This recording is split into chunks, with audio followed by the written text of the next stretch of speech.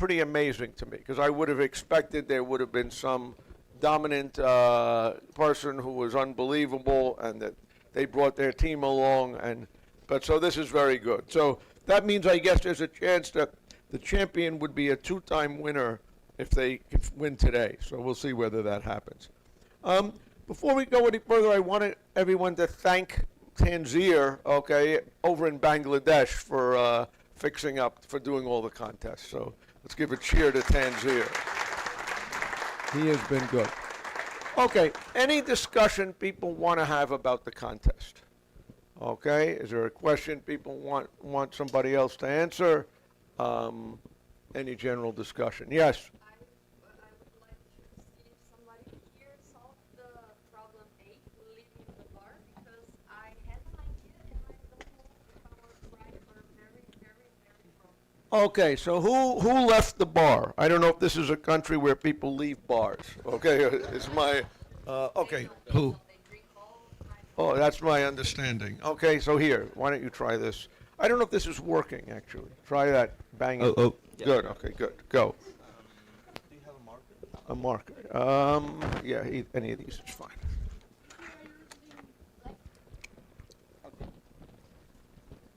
So I think there's many different solutions to this problem. We were talking about them yesterday. But let me just explain the problem first. We were given 10 to the 5 or fewer points, I believe. And these are points in the plane, so they are like x and y. And what we know about these points is that their coordinates are up to 10 to the 6. And actually, it's more than that. We know that when we treat them as a vector, their length is up to 10 to the 6. So that's kind of a unique constraint. And what we're asked to do is for each one of these points, which is probably better to think of as a vector, we have to decide whether we add it or we subtract it. Okay, so let's say this one, instead of adding it, we got the opposite, we subtracted it. And we can kind of think of that like putting it right there. That's like vector subtraction. And then let's say that this one we add as well. And we end up with something like this, right? What the problem asks is choose for each vector whether you add or you subtract such that the final point that you get after all those operations is within a circle of radius 1.5 million, right? So 1.5 times 10 to the 6. Is that clear? Okay. And what you have to output is just for each one, whether like 1 or -1, depending if you added or subtracted it. So there are many, many ways to do this, and you can cheese this problem. Yeah, it looks like the test cases are very weak on this problem. So you can do some not so legitimate stuff and still get accepted. So what we did was observe that in one dimension, this problem is pretty much trivial, right? So you're given some set of numbers, like, I don't know, 30, minus 10 to the 6, and so on. And what you want to do is add and subtract and get some value that's in total. Say you add, you subtract, and so on. And in total, you want to get like something that's less than 1.5 million, right? And this is a trivial problem. You can do greedy, and this will never fail. Because you have some strip of length 3, that's your allowable range, right? This is 0, this is 1.5 times 10 to the 6, and so on. Minus 1.5 times to the 6. And you only ever have to move 1 unit, or like, well, let's just rescale everything 10 to the 6, because that's easier, right? So you only ever move 10 to the 6, right? Because these numbers are 10 to the 6, and you have to move like either left or right, you choose. And of course you have 3 units of distance in total, so there will always be one side that's at least 1 unit away. Sorry, I keep saying 1, I mean 1 million. So I'm just gonna remove the million here. It's way easier that way. So I have this thing that's 3 long, and you have to move 1 either to the left or to the right, and you choose the direction, right? And since one of the 2 endpoints is always at least 1 unit away, you can just move towards that endpoint. right? And you always pass. Is this clear? Yeah. Okay, good. So the idea is, well, that's really nice and easy. So let's try to do this for the original problem. How can I make my original problem look more like this, look more one-dimensional? So the idea was to split these vectors that they give you in the input into thin strips. So we just pick some sort of cone, like this, with some angle, theta. We group the vectors in there, and we solve using the greedy algorithm. And the idea is, like, if we make this angle small enough, then it almost looks like a straight line, right? And so the greedy, it might not be exactly correct, but it would be pretty good. I don't really have a bound on how far outside the region we can go, but I don't think you can fall out of a 1.5 region within just one strip using the greedy algorithm, right? But so then the idea is, well, I solve each one of these strips, and I get a vector out of it, right? So the solution to each one of these little cones is going to be a vector. But I'm not going to split it like too small. I'm just going to split it into 20 different little cones. So I'm just going to get 20 little vectors. And now we have to solve the same problem, right? The input problem, but only 20 vectors. And this one I can guarantee an optimal solution quite easily, right? Like we can very easily just try every possibility, like add or subtract, all the 2 to the power 20 options. And for every little vector you get out of each slice, you just try, do I add or do I subtract? All the 2 to the 20 possibilities, and you pick the one that's closest to the origin. And that passes. Okay. Okay, thank you. Okay, one question. This is actually now an important question for today's lecture.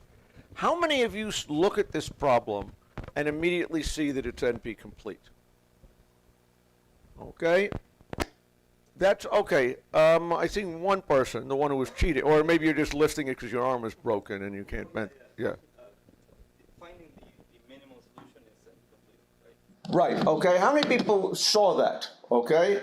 A couple, okay? My hope is that today you would see this if you, it's the kind of thing that maybe you see.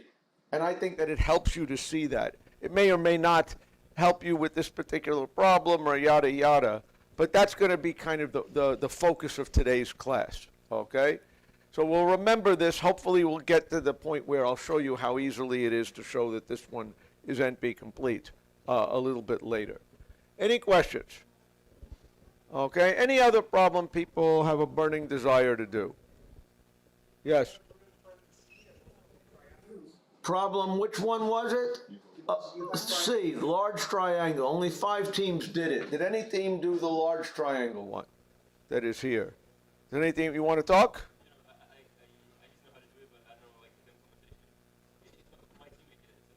Okay, anyone who wants to talk is allowed to come up and talk. And you're allowed to talk. Come.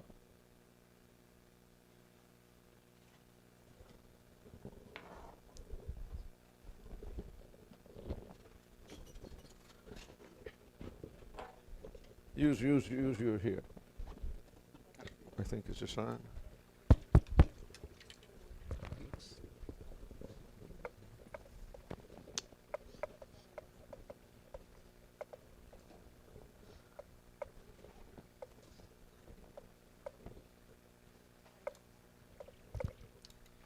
Okay, this was problem C, I think. Yes, see. So, the statement is in problem C. You get n points, which are 2,000 points at most, and you get a number, which is an area, represents an area.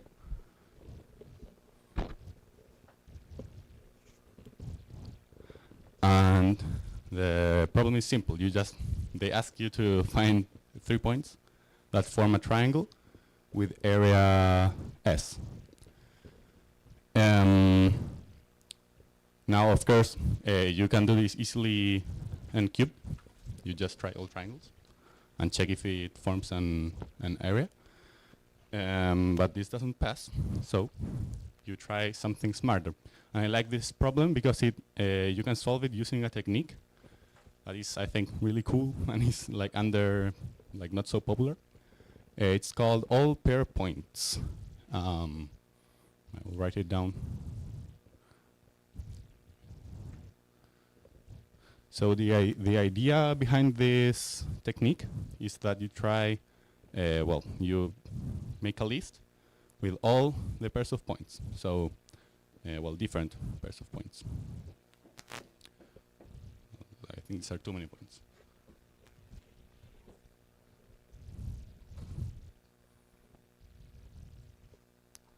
So, for each pair of points, you form a line. Like here. I will not write the direction. There are about n squared lines here. And you just sort them by angle. So I guess here, you have to start somewhere. I will start in the x plus direction. This one will be the first line. I think this will be the second line. And then we will, I don't know, up to here. You have to choose like a direction for every line in order to do this. You usually just try both directions and you treat them separately as different lines, like they are really vectors instead of lines. But we will just do it like this, I guess.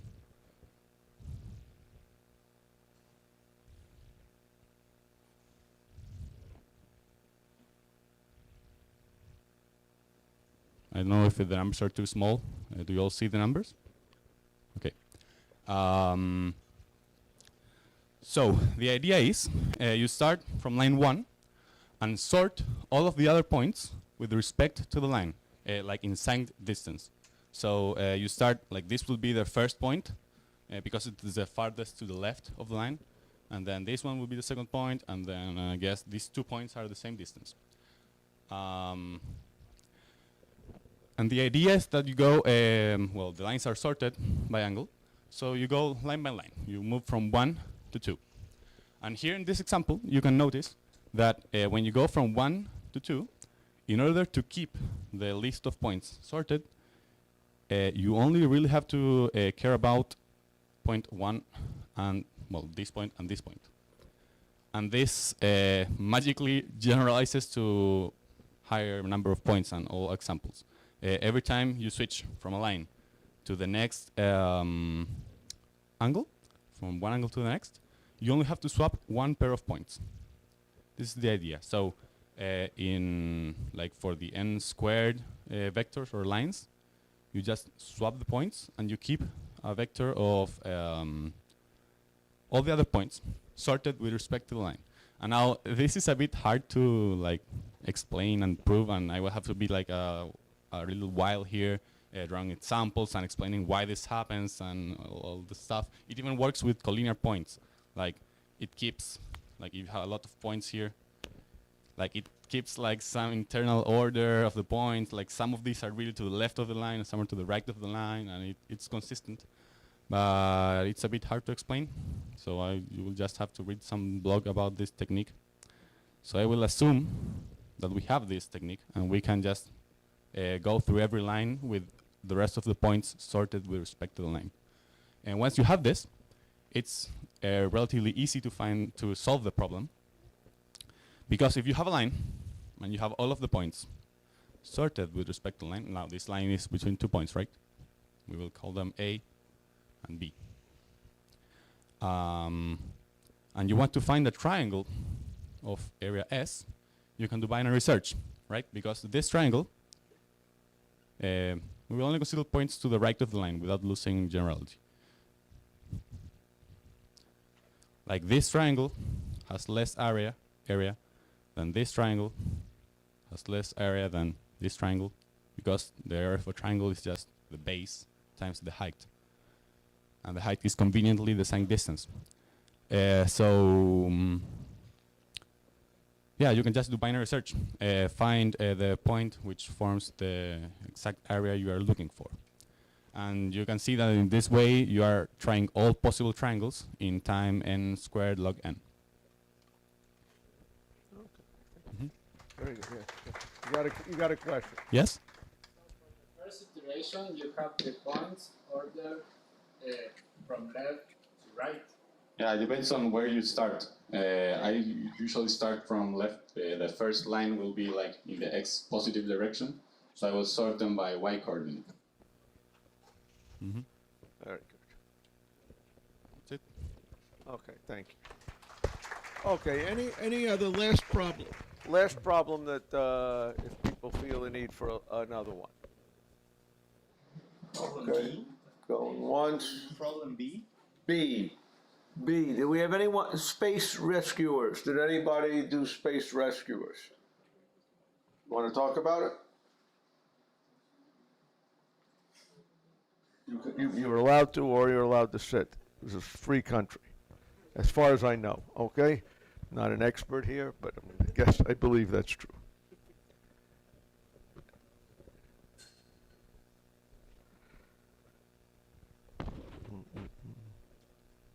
Hello? Yeah. Well, I didn't solve this in contest because I didn't read it, but I've seen this problem like many times.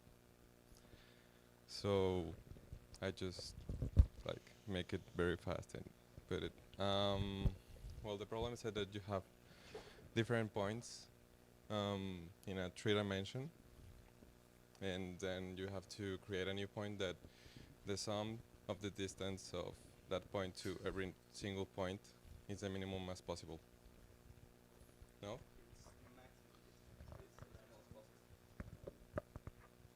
Well, that.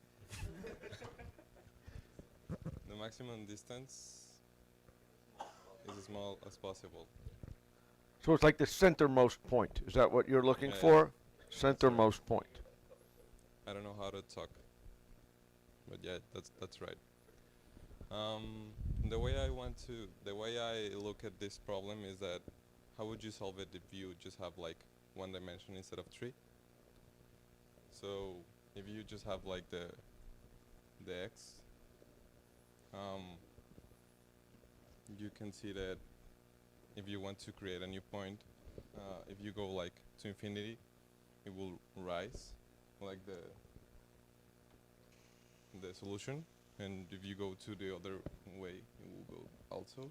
So when you're like getting closer, you will have like something like this.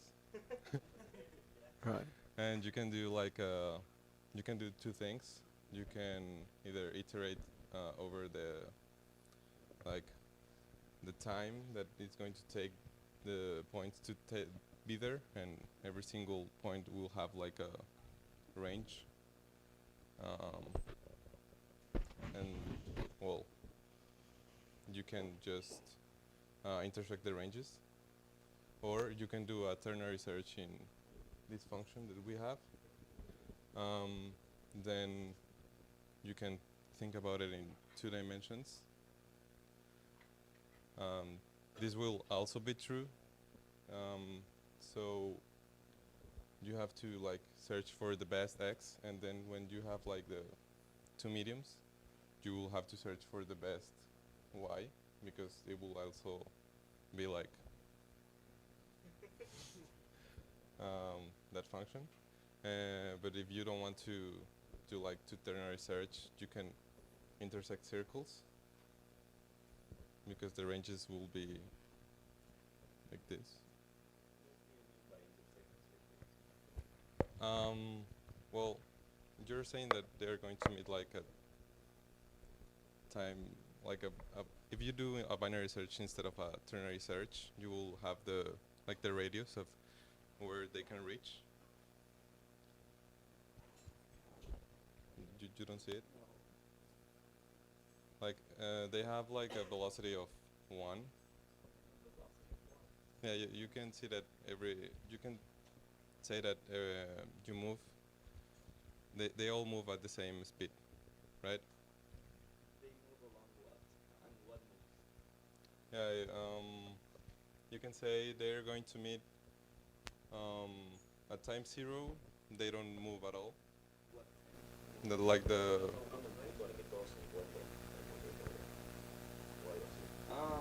Okay, Yeah. I see. Okay. So you say like, let's imagine there's some origin point, and points are moving towards that at a constant speed. And the question is, when does the last one reach the point? Is that what you mean? Okay. Yeah. I see. So that will create a circle, and you can just intersect the circles, Okay. and the binary search will tell if every circle intersects in one point or not. That seems clear. Yes. And if you do it in like the third dimension, you just can do another ternary search or intersect spheres. I haven't done it. The circles I have, but the spheres no. Yeah. Okay, thank you very much. Okay. What I'd like to now get. Okay. By the way, did the winning team, Balanero, Camabrio, did you guys come in yet, or are you guys here, or they just took off for the beach? Is that you or no? No. Okay, fair enough. Okay, what I'd like to talk about today for our last class is this idea of NP. Lost my thing. Is this idea of NP completeness, which I know may be a controversial topic in here, because it's not going to immediately lead you to faster, better programming solutions. So you may say, why am I telling you this? Okay? I'm telling you this because I find thinking about reductions, the ideas behind how NP completeness works, this idea of transforming one problem to another, as a very important way that I think about algorithms. Okay? Last week talked about duality. Remember, we had this big fight about whether finding a point with 3 lines in it was harder than finding 3 points on a line. And the answer is they're the exact same thing. Okay? And the reason we know they're the exact same thing is we did a transformation turning one problem into the other. And that is the idea behind NP completeness. And I find that the ability to do these kind of reductions and think in terms of reductions is just a very useful part of the way that I think about algorithms. When I saw that first problem, I immediately said, this is NP complete. And why is that? That's because I know something about it. It changes the way that I think about it. And maybe if you didn't see that it was NP complete, you'll see it. Hopefully you'll see it's NP complete by the time end of class today. That's kind of what my hope is. And so let's start with, I think, actually here's a question, just to get a better idea of who you guys are. How many of you have ever done an NP completeness reduction? Okay, about half of you, maybe less, okay? That's good, okay? How many of you think NP complete just means I have to use backtracking, okay? Okay, some people may think of it like that. What does NP completeness mean? Okay, and the best example of what the idea of NP completeness means would come to this idea of, suppose many of you are going to go off into industry after you do this. You will have a boss. Your boss will look like this, because that's what all bosses look like. Okay? And they will ask you to find a fast algorithm for a problem. And perhaps you will fail. Okay? Maybe you guys are good. Perhaps you will fail. And when the boss calls you in and says, give me my fast algorithm, there are 3 kinds of answers you would like to give, or you might give. One is you can say, I couldn't find one. I guess I'm not smart enough to find one. Okay? Why is that a bad admission to make to the boss? They'll try to find somebody who's good enough to find one, right? What would be a better thing would be if you could rigorously prove that there was absolutely no way there could be a fast algorithm for this. Okay? And the trouble is that There's almost no problems in the world for which people can make interesting proofs that there's absolutely no fast algorithm for it. Probably the one lower bound proof that you guys have probably seen is a claim that sorting always takes n log n, right? That's something that you can kind of believe, okay, that there's a rigorous proof that you can't, under certain models of computation, sorting faster than n log n, but there's very few problems like that. And even that comes with certain weasel words, that it depends upon what model of computation you're using. And there's weird things like hashing and stuff like this, and maybe something, something else can happen. So the idea of NP completeness is to offer a guarantee that says, I can't solve this problem, but no one else in the world can, okay? Okay, why is this good? If you have a situation where you can go and say, look, boss, see that? That's Corman. He can't solve this problem. See that? That's Knuth. He can't solve this problem. Even Skeena can't solve this problem, okay? So don't fire me, right? That's the idea that we're going to use to prove a guarantee in NP completeness. Any questions about what that means? Okay, good. Now, again, the idea is that, again, there are a lot of problems which we don't know efficient algorithms for, and we don't have real strong lower bounds on. And what NP completeness does is it provides a way to show that all these problems are really the same underneath. That was what was good we did with the duality thing, right? Those two problems were really the same problem. And what NP completeness basically says is every problem that's NP hard, NP complete, is on some level really the same problem. Okay? And that I find kind of an amazing thing. And so the key idea here that we're going to use is this thing called the Bandersnatch algorithm. What is the Bandersnatch algorithm? Well, Bandersnatch is the name of a problem. Okay? It could be shortest path, it could be traveling salesman, it could be space invaders or whatever else you were doing on the board a minute ago. Okay? Let's Bandersnatch be the name of a problem. And let's let Bobilli be the name of another problem. What is the idea of the Bandersnatch algorithm? To solve Bandersnatch, the input to Bandersnatch is a G. What is G? Maybe G is a graph, maybe it's a string, maybe it's a bunch of numbers. Depends what the Bandersnatch problem is. It's the input to it. We're going to give an algorithm to solve Bandersnatch by translating the input of the Bandersnatch problem into the input of the Bobilli problem. What's the input of the Bobilli problem? It's of type Y. What is it? Maybe it's a string, maybe it's a set of numbers, maybe it's geometric points, I don't know. But it's whatever the input the Bobilli problem expects. But we've done this translation in a very, very special way, okay?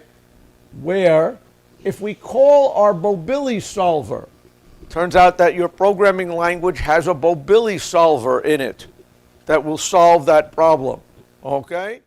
And if you call, and we did this translation in a very, very fancy way such that the answer to Bobilli of Y is the same as Bandersnatch of G. If I can do that translation such that Bobilli of Y is always equal to Bandersnatch of G, then I can return Bobilli of Y as the answer to Bandersnatch of G. Does everybody kind of see that? This algorithm is called a reduction. Okay, and again, if you think about our duality case, that's actually an interesting question. I don't know how to solve. What's Bandersnatch going to be? Let's say Bandersnatch is tell me whether or not this set of points has 3 of them on a line. How are we going to solve that problem? We're going to translate it into an answer of the instance of the Bobilli problem. What are we going to use for Bobilli? Given a set of lines, is there a line where 3 points where three lines go through the same point. What's our translation going to be? Remember we had this duality transform yesterday? Where we magically translated each point into a line? The answer is, because of the magic of that duality transform, the answer of Bobilli of y is always the same as Bandersnatch of g. And therefore, this is a correct algorithm. Okay? Any questions about that? This is important to make sure we understand this at this point. Okay? So what does the Bandersnatch algorithm here mean? It could mean one of two things. If we have a fast Bobilli solver, what does this tell us about Bandersnatch? If we have a fast Bobilli solver, what does this give us? Gives us a fast Bandersnatch solver, right? But what if somebody gives you a guarantee that there is no possible fast way to solve Bandersnatch? It's impossible to solve Bandersnatch fast. I can prove it to you. Okay? This means you can't solve Bobilli fast. Why? Because a fast Bobilli solver gives you a fast Bandersnatch solver, and there is no way in the world that there is a fast Bandersnatch solver. So therefore, there is no way in the world there is a fast Bobilli solver. Does everybody see that? Yes. Does it only go like one way? Like, is it bidirectional or is it? Well, I would say is it bidirectional? Let's just think about it. What? That's an implication. I'm just making sure. Yeah, so let's just think about it. Suppose, let's say, I want to solve sorting, and I find a way to translate sorting into the traveling salesman problem. Okay? I could show what? Okay? What does that show? If I can translate sorting into the traveling salesman problem, what does that show? It's at least an log n. Maybe. I would say it gives me a slow way to solve sorting, right? Does everybody kind of see that? If I'm using traveling salesman as my sorting problem but the two interesting implications are, if Bobilli is fast and my translation is fast, then Bandersnatch is fast. And if there is no possible way to solve Bandersnatch fast, this is enough to prove that there's no possible way to solve Bobilli fast. That is the reasoning that we're using here. Any questions about that? Okay. So, what you call it? Again, this is basically what I'm sort of saying. That if Bobilli is fast, we can solve Bandersnatch in the time of the translation plus the time of running the Bobilli subroutine. If we have a lower bound on Bandersnatch, then the lower bound minus the translation time is a lower bound to compute Bobilli. One of them is a technique for getting fast algorithms. One is a technique for saying there isn't going to be a fast algorithm. Any questions? So both ways it's good to think about. Okay. At one point in my life I tweeted, okay? This is the best tweet I ever made, okay? And I want you to think about how profound this is, okay? An NP completeness proof ensures that a dumb algorithm that is slow isn't a slow algorithm that is dumb, okay? That's what we are doing here. Why? What does this mean? What is an example of a slow algorithm that is dumb? If I give you a sort that runs in n factorial time, is that a slow algorithm that is dumb? Yes. Okay. Now, what is a dumb algorithm that is slow? Okay. That is something like searching through all possibilities, right? It's not rocket science to search through all possibilities.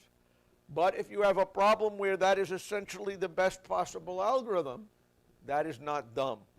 Okay? Any questions about that? Okay, so that's the philosophy here about NP completeness and why it works. Any questions at this point? Yes? I'd like to know if the translation is always bidirectional. Like if I can translate from problem G to P, can I translate to P to G? Okay, the translation, what is the translation saying? I'm translating Bandersnatch, I guess if I write it out, Bandersnatch of G, I get translate into mobility of Y, okay? The only thing that I'm guaranteeing is the answer is going to be the same. It's not clear that I can go from I don't have to be able to take my translation and somehow run it backwards. I don't think I have to in any fundamental way. The important thing is that the answer has to be the same. Okay? That's the requirement that I'm looking for. Any questions? Okay? So if you think about that, again, back to the duality problem we had last time.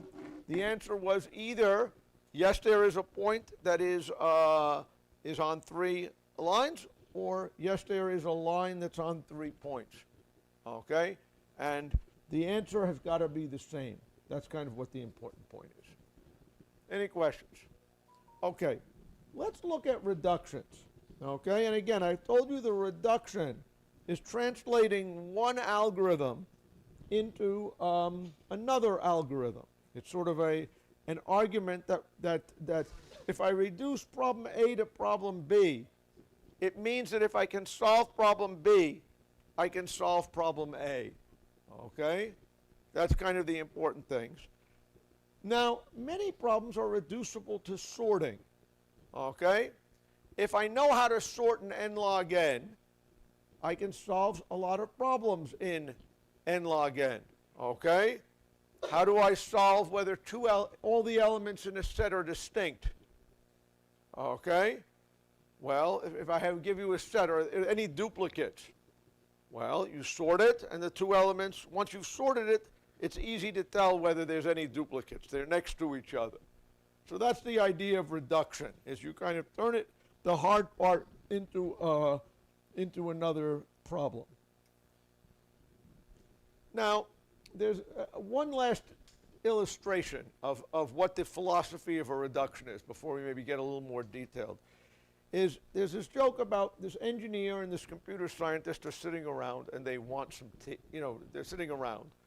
And the engineer suddenly says, I want some tea. Okay? And he goes over to the shelf, pulls down a tea kettle, puts, I know you guys in Argentina seem to drink your tea differently, but where I come from, you put it in, you take a tea kettle, you put water in it, he puts it on the pot, on the fire, turns on the burner. The computer scientist is watching with great interest as he does this. Okay? Water boils, he takes some tea, puts it in the glass, okay, pours the water, okay, puts the tea kettle on the stove again.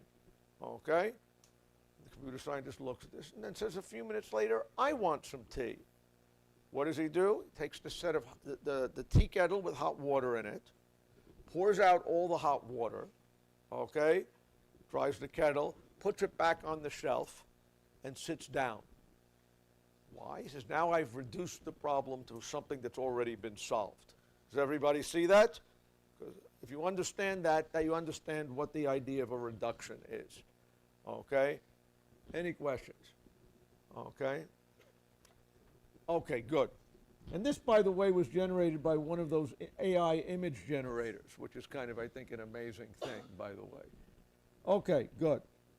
Okay, so let's now talk about reductions again a little bit. And one set of slides when I was talking about graph algorithms that I didn't get to, that I had wanted to, was this idea of saying make graphs, not algorithms. One of my favorite algorithm design techniques, when you take graph algorithms, you learn a small number of classic problems. You learn about network flow. You learn about shortest path. You learn about minimum spanning tree. Okay? And when I give an algorithm problem in my class, I find it's very tricky to design a graph algorithm that is provably correct.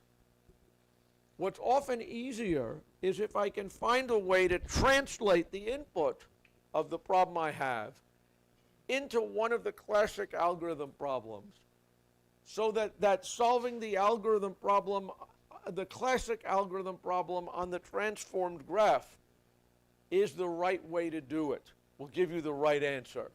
So this is an algorithm design technique I like that's based on this philosophy of doing reductions. And so let's look at one example of a problem that conceivably might be on a programming contest, simple one. Suppose I am giving you a graph. The graph is weighted, okay? And I want to know, I want to know what is the shortest path from S to T using exactly k edges.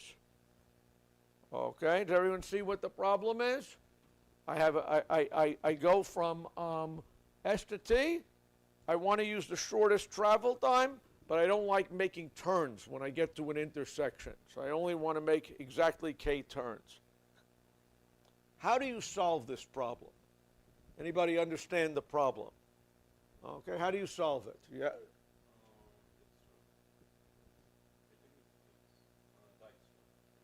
You say just Dijkstra on what is the key question? Is it just Dijkstra? The answer is no. Dijkstra will find you the shortest weighted path. Does everybody see that? What if I asked you to find the shortest path from S to T using the smallest number of edges? I just can't want the smallest number of edges. I don't care about how the weights on the edges. That's BFS. If I want to solve what is the shortest path in a weighted sense, that's Dijkstra. But what if I want some kind of an intermediate path? I want my path to be short in drive time, but I see the intersections that you guys have in Brazil. I don't want to make too many turns, okay? I'm willing to make k turns, okay? How do I find the shortest path from S to T under the restriction that I only can use k turns? Copy your graph. Okay, before I copy my graph, what's the simple thing that you're supposed to get? What's the way you're supposed to do this problem on a programming contest? You need to do it short. Does anybody, I thought everybody was going to scream dynamic programming. Okay? So let's first see, how do you do it with dynamic programming? Okay? My claim is that the shortest path from S to T using exactly k edges is going to be what? I'm going to make go from S to somebody, J, and then I'm going to finish the path from J to T using k minus 1 edges. Does everybody see that this dynamic program does this? Okay, so this is what I thought you were going to come up with all and say, yeah, that's the right way to do it in a programming contest. And probably the right way to do it overall. But we're thinking reduction. What is the way that you would do this if you're really burning to use your Dijkstra algorithm solution? So you copy the graph k times, and the ith copy means I already have gone through I edges. Of course, the edges will have to change so that they go from the ith copy to the ith plus 1. And then we just want the path from the 0th copy to the kth copy. So, okay, do people get that idea? That's kind of what I'm sort of trying to draw. I'm trying to steal something from the network, so it's not clear that this is not the right drawing probably. But philosophically, it's the right idea. I'm going to make k copies, okay, of where I am. For every edge in copy I, I'm going to have my edge directed to copy I plus 1, okay? The weight of it is going to be the weight of that edge. And then what do we know? The shortest path from S to T, using exactly k edges, is going to go to something, end up there. This is now shortest path. Okay, you can use your Dijkstra's algorithm on this problem.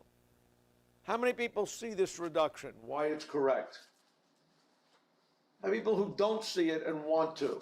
Okay, that's good. What is the idea? Let's say I want to figure out What's the shortest path? Okay. What is the idea here? The idea here is, let me try one more time. There is an underlying graph here. What is the underlying graph in this drawing? Let's see if I can reconstruct it from the picture. What would that be? It looks like from 1,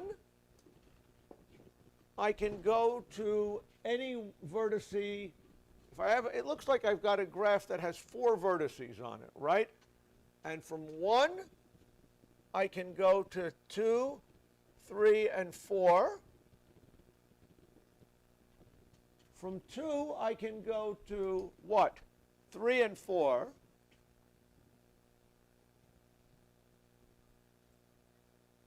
And from 3, I can go to 4.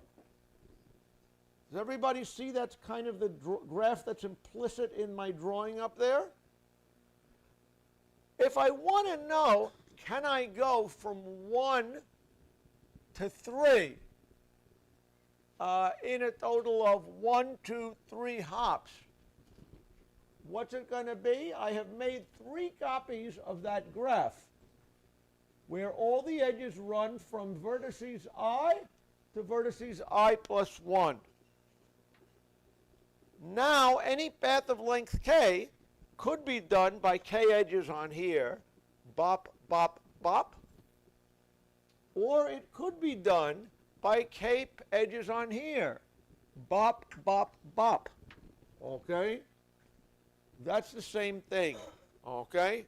So I'm explicitly constructing my graph such that Dijkstra's algorithm will do it. Any questions? Actually, do I need Dijkstra's algorithm for this problem now? Why not? Because there's Because it's a DAG. Because it's a DAG. This is a DAG now, okay? Because all the edges are going forward. This is now a DAG. And now you can use your favorite dynamic programming problem solution to solve it on a DAG. Any questions about that? So this is the kind of thinking that I think is like, okay? I have turned this, instead of designing a special graph algorithm that works for where you're limiting the number of edges, I transform it into something I can use an implementation off the shelf. And this, I think, is a great way to think about the world. Any questions? Let's think about geometry a little bit, the relationship between convex hull and sorting. Okay? Now, convex hull algorithms from yesterday and the plane took how long? N log n. And what did they do? We basically sorted the points and then basically just did a little adjustment to it in linear time. Okay? So the reason why convex hull takes n log n is because it uses sorting. Okay? Now the fact that sorting has a lower bound of n log n, there's no faster way to sort than n log n. Is it possible that there is a faster way to do convex hull? No, why not? because you can sort using convex hull. Well, okay, but wait, before that, but at least what you know right now, it could be that sorting was a dumb thing to do, okay? There may be a faster way to do sorting, to do convex hull, than the Gram-scan algorithm. I mean, Gram was one of those people who couldn't solve all those other problems, like Knuth and me, okay? Could there be a linear time algorithm to solve convex hull? Okay? That seems like a fair question. Okay? I'm going to argue that we can't, that there is no fast way to solve convex hull. Why? I'm going to do a transformation. I'm going to do a reduction. What if I translate what if I show you a way to sort numbers using convex hull? What is Bandersnatch and Bobilli going to be in this world? Remember back to Bandersnatch and Bobilli? If I want to show you you can sort using convex hull, which is which? Which problem is Bandersnatch? Sorting. And which problem is Bobilli? convex hull.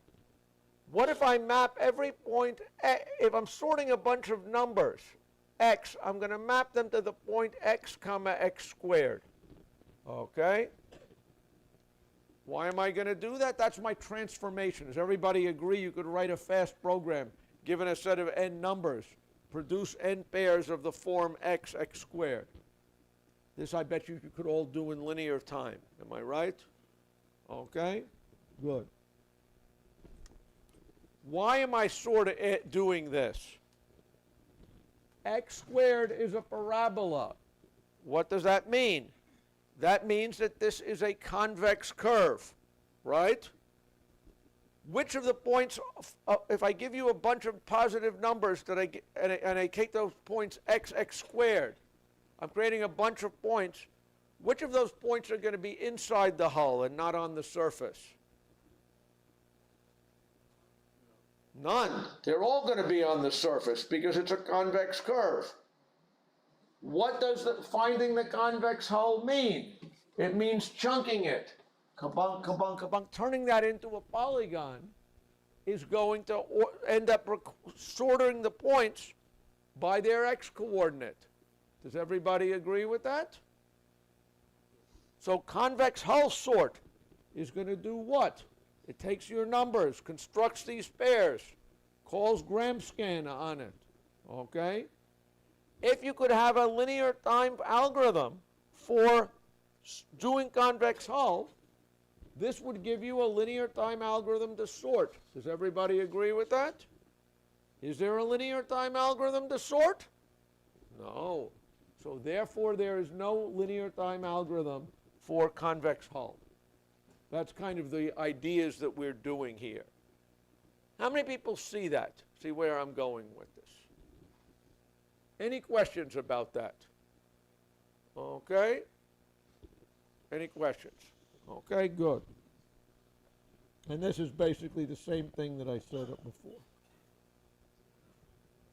Now, for a lot of algorithm problems, I claim that there is, in thinking about it, is often a good way to build these transformations. Again, this is now more programming contest E, okay? There is a famous algorithm problem, or an important algorithm problem called shortest common superstring. What is the shortest common superstring problem? I give you a bunch of strings. Those represent 5 strings, each from left to right on that thing. That's a bunch of 5 strings. And I ask you to build a string that contains every one of the strings on the left as a substring. And I'd like that string to be as short as possible.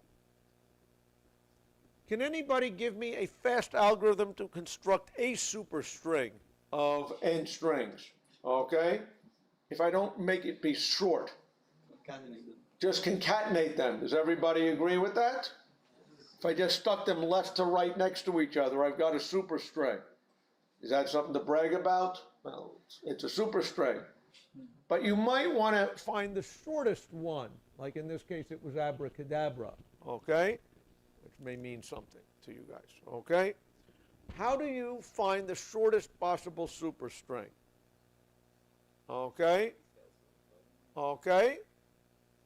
The first thing, any ideas how you might think about this? You're saying think of it as a traveling salesman problem. What is a traveling, how many people here know what the traveling salesman problem is? How many people don't is probably a better question. Don't be afraid. What is a traveling salesman problem? You've got a bunch of vertices, okay, in a graph.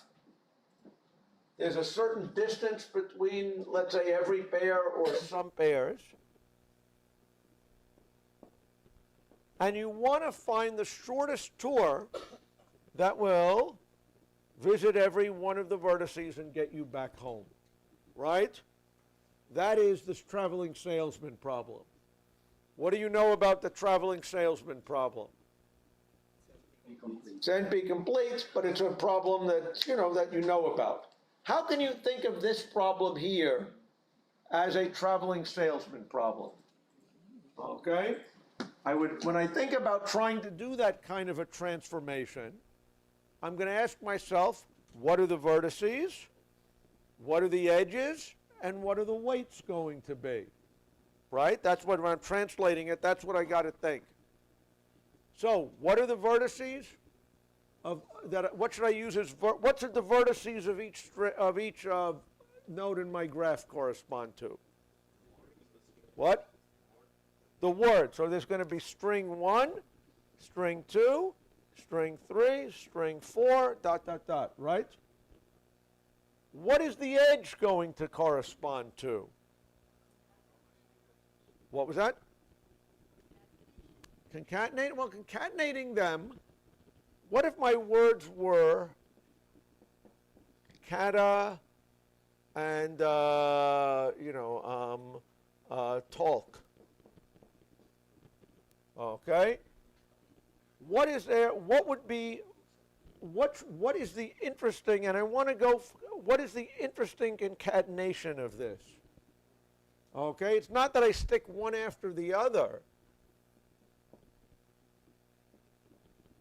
It's that the maximum possible, the shortest possible word containing both of them is going to involve the longest overlap, right? So what if for every pair of words I find what the longest overlap is between them? Okay? So the difference between the edge from cata to talk is going to have an overlap of 2. Does everybody see that? Now, what do I want? If I have a graph, it's a directed graph, right? Cata followed by talk has a cost of what? I save 2. What if I have talk followed by cata? What's the best I can do? Concatenate them, right? So I get a savings of 0, right? What is my claim now? If I have every string is a vertex, and the cost is how much they overlap, okay? What is it that I want for my for my shortest common superstring? In this case, I want the maximum possible cost, okay, tour that will visit every one of the strings, right? A tour that visits every string is going to contain every string, right? I want the one where I save as much as possible by overlapping it with my predecessor. The maximum cost tour here would be the what I want. Okay, does everybody see how we turned this into something that looks like the traveling salesman problem? But you're saying, oh, it's a maximum. Skeena's maximizing it. My TSP solution wants to minimize it. How can I make this a minimum problem? I could make all the weights negative. You may say, oh, my minimum weight traveling salesman solver doesn't allow negative weights. Is there anything else I can do? I can add, okay, and make every add the biggest possible number to every edge, and then make it the biggest number minus the second, okay? Anyway, right, I could say that instead of saying I want to gain the most savings, if I want to pay the minimum cost, if I have a big number minus the cost of each edge as the weight of each edge, then the minimum cost tour is exactly going to be my shortest superstring. Okay? So you see how I've turned this problem from something weird into something that is, what you call it, a standard problem. You might have solvers, you might have experience. Any of you guys know fast algorithms for solving traveling salesmen? Yeah, you got your dynamic programming, some of you may know about a dynamic program that's like 2 to the n, okay? So you can use those tricks on this problem now, okay? Any questions about it? Okay?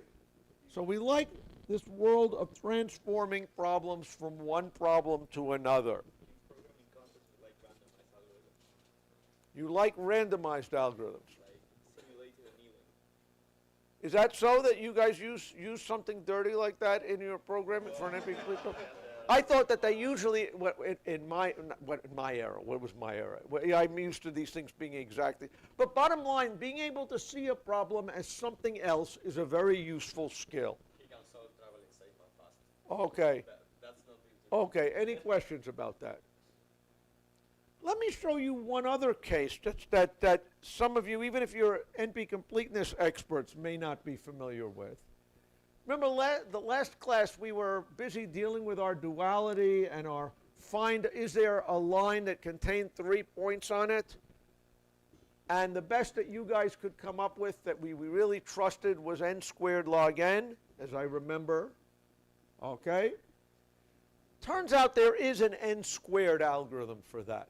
Okay? And there's a way of doing a sweep line algorithm where you don't force the line to be straight. Something called topological sweep. Don't worry, it's not, it's more sophisticated. But it turns out if you do that, that will go over all the points without paying the cost of sorting. Okay, so there's a way of doing that in n squared time. But how do we know whether there's a better way, something faster than n squared? It turns out that there is a notion that people talk about called three-sum hardness, which is a question of, suppose I give you n integers n integers, okay, which are not integers, positive and negative in numbers. So in integers, it can be positive and or negative. And I ask you, do they contain 3 values? Are there 3 integers in the set that add up to 0? Okay?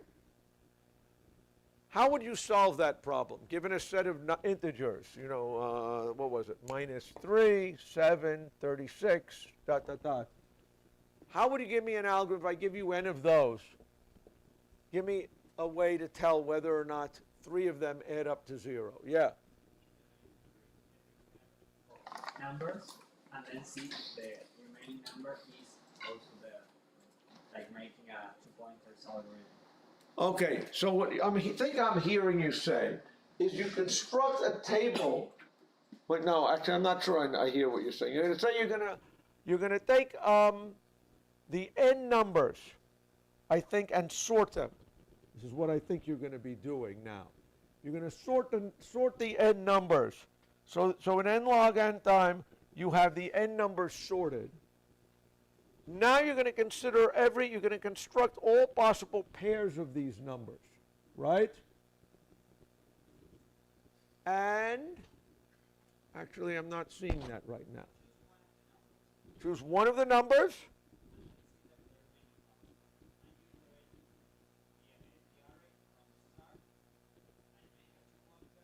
Yes. Okay, but that requires both tables be sorted. Okay, say this again. So which one? So we sort the n elements. Yeah.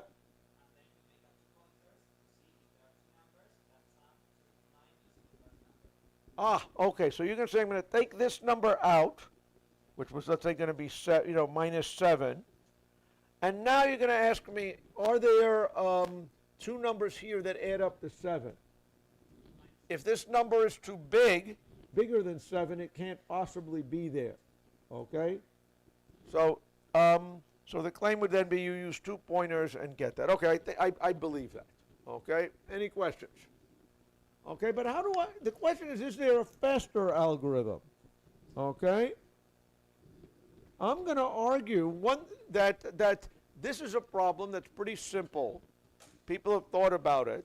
No one has a faster algorithm than n squared. Many other problems have been translated to this. One of them is do 3 lines in a plane meet in a single point. Okay? What does that mean? Which is my Bandersnatch and mobility? If I want to prove that do 3 lines meet in a point, if I want to see if it's hard, is that Bandersnatch or mobility? what do I want to do? So let's say, what do I know? I know that 3n, okay, is what do I know? I know 3-sum is a hard problem. No one knows how to do it better than n squared. What if I came up with a transformation such that my 3 points on a line? Suppose I could use, I told you I had a fast 3n points on a line solver that was faster than, ran in better than n squared time. There is a translation from this 3-sum problem to my 3n points on a line problem, okay, such that if I could do this fast, I could do this better than n squared. But no one knows a way to do this better than n squared, okay? So in fact, there's no reason to expect that anybody in the world can solve this problem faster. The 3-sum problem. That's what it says there. Okay, what it says there, let's say if I don't, okay, This 3-line intersection can be reduced to 3-sum. okay, what is the direction that I want this to go? 3-sum is the problem that everybody knows can't be done faster than n squared. If you did this, you would be famous. Well, I mean, to some level of famous. You solve traveling salesman faster than in polynomial time, you're going to be famous. Okay? Here, you're certainly going to shock the hell out of everybody. Okay? Now, what am I saying? I'm giving you an algorithm for doing this, solving this, using this 3 points on a line problem. If I could solve this one faster, then that would mean I could solve 3-sum faster. Since no one knows how to solve 3-sum faster, I'm telling you that no one knows how to solve this one faster. That part of the reasoning is right. I'm not going to read my slides. The slides are for you to read, not me. Okay, but this is what I think I want it to mean. Any questions? Okay, so this is kind of interesting. Okay, any questions? Okay, let's see what I go on here. Do people understand this now? Do people understand this Bandersnatch-Bobilli idea? Okay, what this transformation means now? Okay, I'm translating my Bandersnatch, my problem instance, into an instance of another problem, calling a subroutine on that other problem, where the translation was done carefully enough that the answer of Bobilli of y is the same as Bandersnatch of g. If I can do this translation, it means one of two things. Either a fast Bobilli solver gives me a fast Bandersnatch solver, or a proof that there is no fast Bandersnatch, because everyone in the world has tried to find it and failed. Okay? Suggests that there's no fast Bobilli. That's the idea here. Any questions? I think people get it here. I usually have to repeat this many times. So let's look at a bunch of different graph algorithms. You guys like graph algorithms. It turns out that there is a large number of famous graph algorithms that are NP-complete. Okay, and I'd want to go through some of them just because I think it's good to know when you recognize when you see an NP-complete problem. Okay? One problem that's NP-complete is vertex cover. How many people have seen vertex cover on some level? Okay?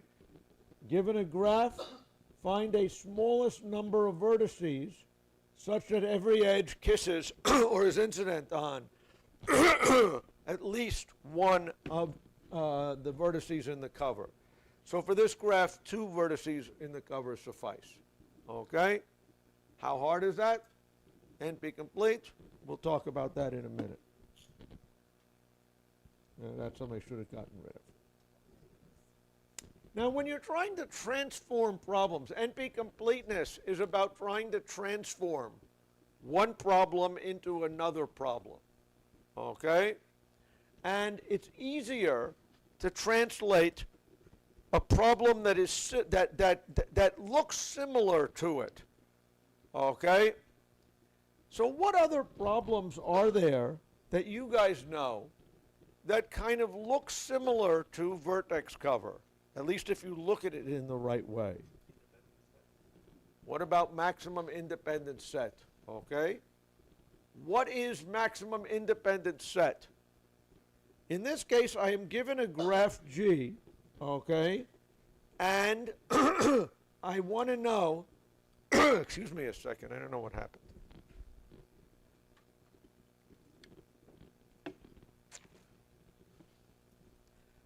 I am given a graph G, and I'd like to partition, okay, I'd like to find a subset of vertices of the graph such that no two, okay, independent set.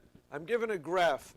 I want to find a subset of vertices such that no pair of vertices in the subset have an edge between them. That's what it means. Given a graph, can anyone give me a fast algorithm to find an independent set on that in that graph? Take a random vertex. Does everybody see that? Okay. Should we be impressed? No. Why? Because where we should be impressed is finding the largest such subset. I don't quite know where my voice went, but somewhere.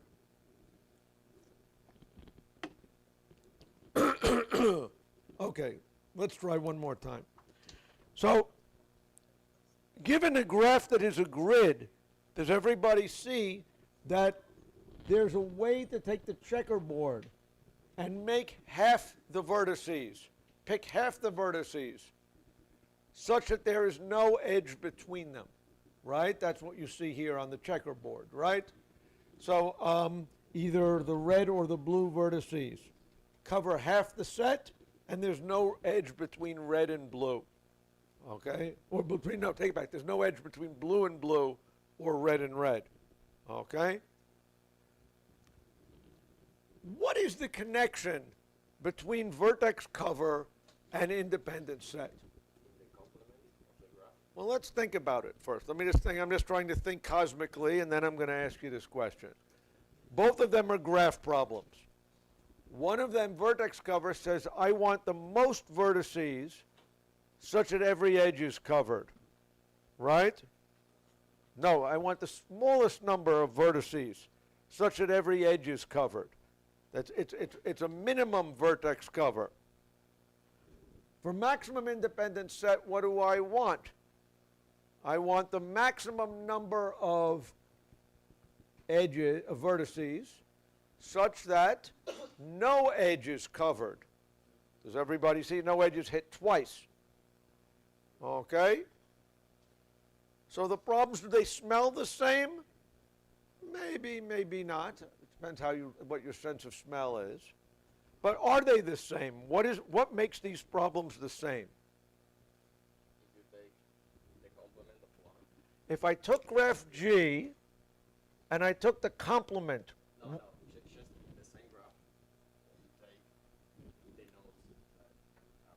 Oh, okay. So you're telling me if I have a, go ahead and tell. Maximum vertex cover, a minimum vertex cover, and you want a maximum independent set, you take just the nodes that aren't in the minimum. So take a look at this example here. Sorry, oops, boop. Here, what is my vertex cover? Does everybody agree on this vertex cover? Only two vertices will suffice for covering them, right? What is the largest independent set in this graph? What? All of these, if I take all of these vertices, does everybody agree that that is an independent set? Right? If you have a small vertex, if you have a vertex, small vertex cover, the claim is that everything that is not in that vertex cover is an independent set. Yes. Why is that have to be true? Because if you have two nodes in your supposed independent set that are connected, then that edge wasn't covered in Right. vertex color. So Suppose there was some edge that went between two vertices that were not in the cover. What would be the problem? You didn't have a cover, right? So the smaller, any vertex cover, the vertices not in that cover are an independent set. If you have the smallest vertex cover, it leaves the biggest independent set. So which is harder, to find a large independent set or a small vertex cover? They are exactly the same problem. I can get you guys maybe getting into the same debate I had you do with the duality thing about 3 points on a line or 3 lines on a point. Okay? If you can find a small cover, you can find a large independent set. What does that mean in Bobilly Bandersnatch world? What? Turns out that I have both directions, but what am I saying? To solve vertex cover of G, I guess what I was doing there was solving maximum independent set of G. This was the argument we were doing, although it will work both ways. What were we going to do? We were going to call vertex cover on G, and we were going to basically return, take the numbers 1 through n, the vertex numbers. The set of vertices minus the vertex cover. I think that's kind of what my algorithm is, right? Complete set of vertices minus the vertex cover. Gives you, if you have a fast vertex cover solver, this gives you a fast independent set solver. I believe, just rewrite this. Okay? If you have a fast maximum independent set solver, you have a fast vertex cover solver. Does everybody see that? These two problems are as hard as or equivalent to each other. Okay? I haven't proven that either of them is hard, but I've proven them that they're the same. And that's kind of what I talked about here. One last problem before you get your coffee. Okay? There's a problem here called maximum clique, okay? And again, I don't know if life in Brazilian high schools is different than life in the American high schools. But suppose, let's say, I seem to remember in high school, you had groups of friends who were very, very tight, who would hang together and you know, piss off everybody else, okay? This was called a clique, a clique in my high school. Suppose, let's say, we have a graph which is a something like Instagram or whatever you guys use, a friendship graph, where between any two people we say which pair of you are friends, okay? Now, a clique, okay, or maybe I guess Taylor Swift may call it a posse, or I don't know what this world is these days, okay? A set of people who all are friends with each other. How do you find the largest group of people who are mutually friends with each other? Every person is a friend with every other person in this group. Such a thing we call a clique. Can anybody give me an algorithm, given the friendship graph, to find me a clique? A clique. Yeah, what are you going to tell me? Take a random vertex. Take a random person. You can imagine you walk through high school as a clique of one, okay? That's true, okay? What? Or you could take an edge, you and your friend. That's maybe a slightly brighter view of the world, right? That those two, every pair of you are this thing. But consider the problem of maximum clique is to find the largest set of vertices such that everyone is a friend of everyone else. Okay? This problem does it smell like any other graph problem that you have seen? Okay, which of our problems here does this smell like? You say it smells like maximum independent set. Why does it smell like maximum independent set? And just solve max independent set on that graph. So what is the maximum independent set here? Here, let's go back to our thing. What is this maximum independent set? These were a set of people who had no two of which were friends, right?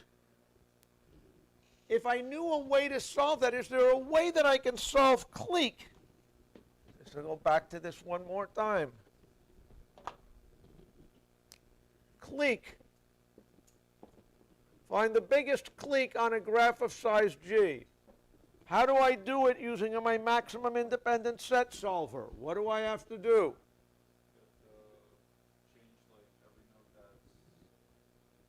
Every edge, sorry, that's in the graph, take it off. I have to complement the graph. Yeah. How do you complement the graph? Say nice graph, right? Okay?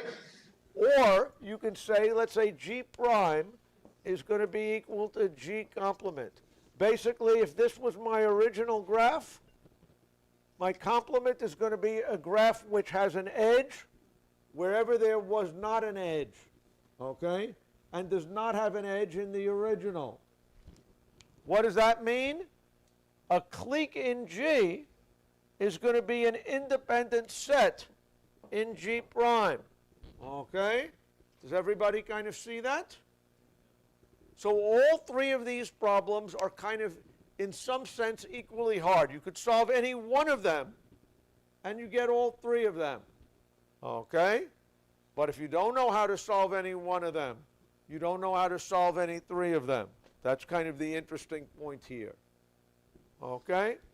Any questions about that? Actually, I lied when I said I was going to send you away to coffee break quickly. Let me just ask one quick question. Here is a slightly more challenging problem. Let's see if any of you can prove to me that this problem is hard. What about the problem of finding the densest subgraph in a graph? I give you a graph, and I give you an integers k and y. And I ask, does the graph contain a set of k vertices which have at least y edges between them? Is this problem hard?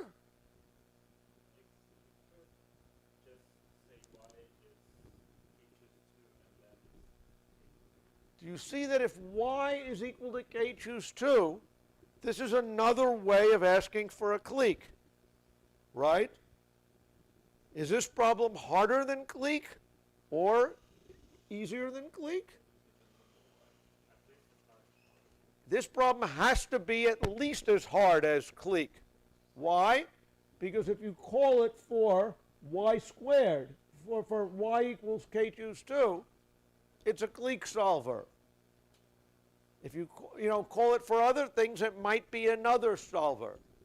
This proves that densest subgraph is at least as hard as clique. But it might be even harder. It can do all kinds of other things, maybe. But actually, probably not. Okay? Any questions about that? You see how you're transforming these problems? Okay, this is good for the soul, as is a coffee break. So have your coffee break, and we'll get back and finish this.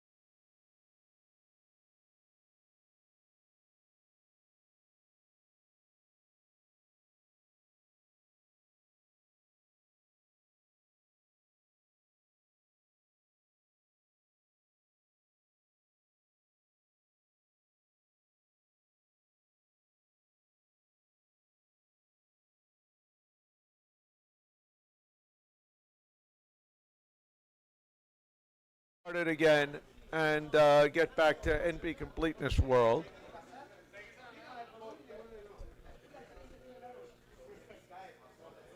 Okay.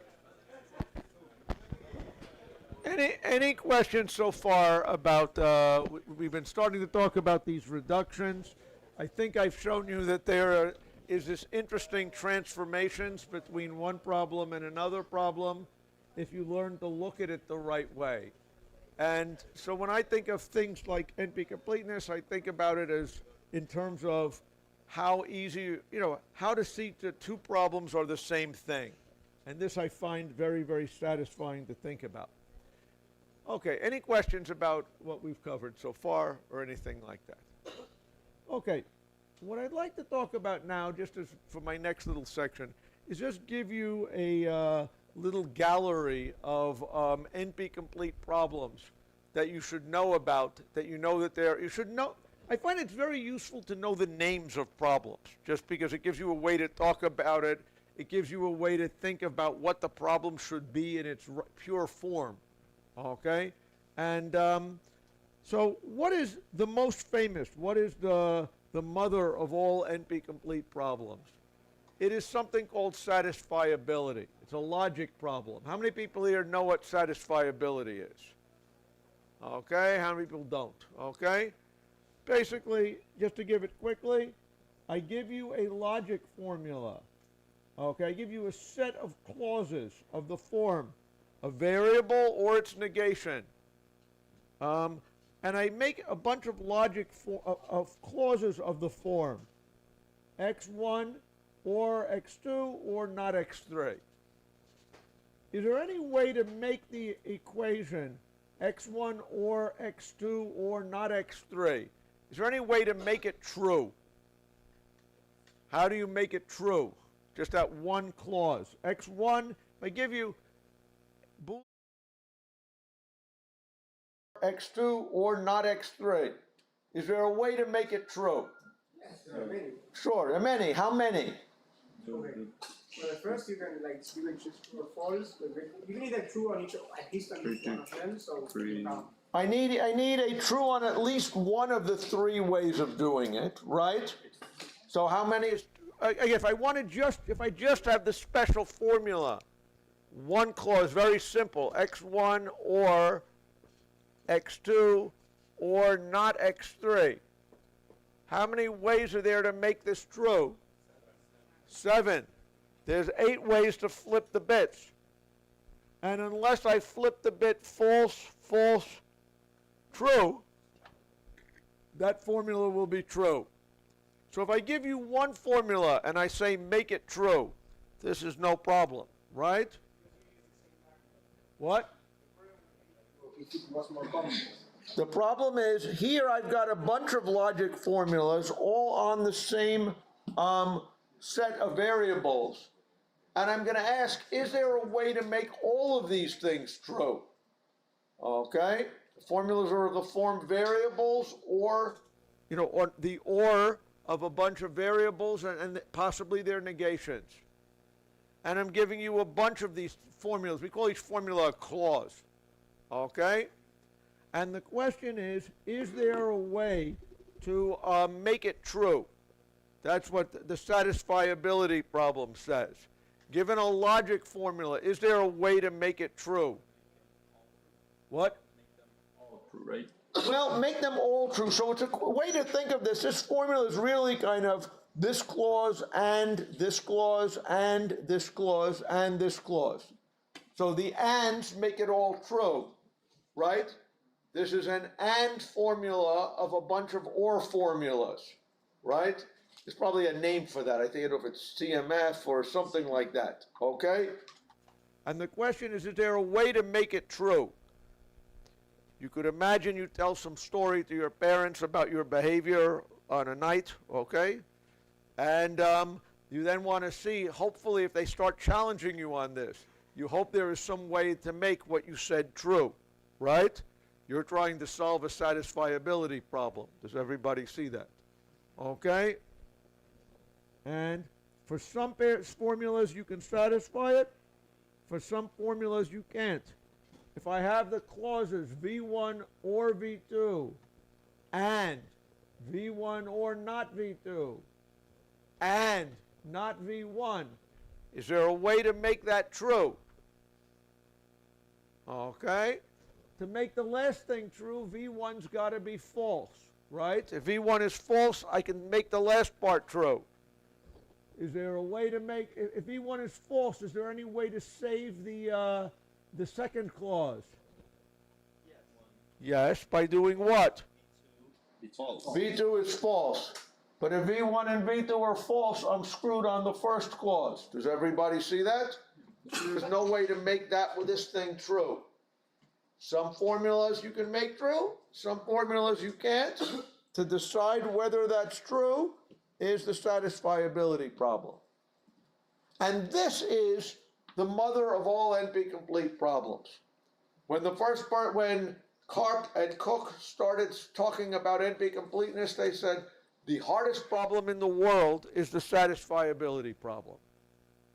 They can prove that every other problem in a big class of problems, if you could solve satisfiability, you could solve all of them. Okay?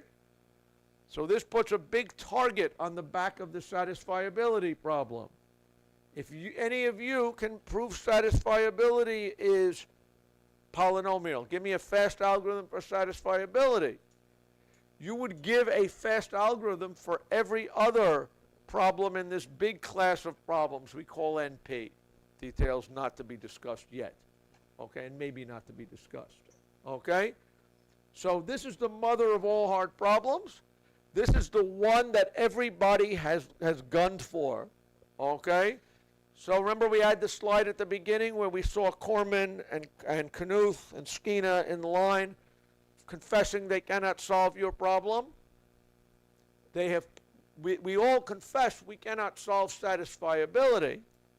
Once you prove to me your problem is as hard as satisfiability, we are helpless. Okay? And that is the power of NP completeness here. This is the mother of all the hard problems. Any questions? Okay, good. What other NP-complete problems should you know? Okay? One problem of my favorite NP-complete problems is the integer partition or subset sum problem. I give you a bunch of integers, and I give you a set of integers, and I give you a target. And I ask, is there a subset of your set that sums up to exactly that target? Okay? Now, so for example, in this case, I gave you a bunch of integers. I give you the target was 3754. In this case, there is a subset that adds up exactly to that problem. Okay? This problem is called subset sum. Integer partition is given a bunch of numbers. Is there a way to break that set into two sets such that the sum of this set equals the sum of that set? Okay? Both of these are hard problems. Okay? Any questions about the integer partition problem? Does this look familiar to you, this integer partition problem? When did you see this integer partition problem? Last night or yesterday? Problem, what was it? A. What was your problem A? That was the one with the drunken walk that he had on the board? What was that? He said that he had, I guess you were starting at one point, and you had to find a way to, he was taking steps of a certain size, and you could either go forward or backwards, right? And you had to find, is there a way to label every step such that you get back home? That's basically what the problem was. Am I correct? How does this compare to your problem? Let's think about it. Your problem, you had a bunch of things and you were comparing how hard is it to get near home. Now when I think about it, what's the nearest you can get to home? At home, right? This is problem is saying, what is the subset sum problem? Or the integer partition problem is the easier way to look at it. Suppose I have, let's say that this guy lived on, it's funny, let's say they lived on Polista Avenue in San Paulo. Is that, do people know about that? Or, okay. And all they do is drunkenly, they walk certain length, they can either go up or down San Paulista Avenue. You have their set of potential steps, right? And you have to decide, is there a way you could have gone up or down on each step? This is a one-dimensional version of your problem, right? Is there a way to assign for everyone, said the guy's going to take a, oh, I'm drunk, I don't know, I'm going to go walk 5 steps, should I go left or right? Is there a way to tell them left or right on every move to get back home? Does everybody see this is exactly the integer partition problems? Is there a way to make it so the sum of my steps going left is equal to my sum of my steps going right? Okay? This problem is NP complete. Okay? So when you see it that way, I know your problem is somehow an NP complete problem. You're saying, wait, we did it in 2 dimensions. Does 2 dimensions make it any easier? Well, it doesn't make it any easier. You could always set the second dimension equal to 0. And then this problem is exactly this, right? Any questions about that? You see how recognizing it as a hard problem, you know, this kind of thing, once you've seen these problems enough, hopefully you can recognize that instantly. It changes the way you think about it. Okay? Actually, I got a question for you. So everyone knows about the subset sum problem. You guys are, well, subset sum problem was, again, let's just say we have the problem of I give you a bunch of integers, and I give you a target, and I say, is there a subset of the numbers that add up to here? That adds up to this target. That's my subset sum problem. Now, I'm telling you this is NP complete. NP complete means there's no fast algorithm known for this. Do any of you know a fast algorithm for this problem? Dynamic programming. You're saying dynamic programming. Let's just remember what the problem was. Here we have a set of integers. We have a target. Does there exist a, what you call it, a subset of those numbers that adds up to the target, right? How do you do that problem with dynamic programming? Have people seen this before in dynamic programming? Wave your hand if you did. Okay. So what was the dynamic program? Let me see if I can reconstruct this from memory. But I think it's a question of I'm going to want M of I, J to be equal to true if the sum, if there exists a way for the first to find a subset of the first of numbers 1 through I that adds up to J. This is the way I think I'm going to do it, right? So I'm going to ask myself, here are my set of numbers, dot, dot, dot, dot, dot, dot, dot. I'm going to consider the first I of them. Is there a way, is there a way that this subset adds up to J?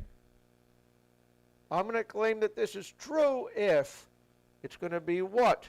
This is going to be equal to true.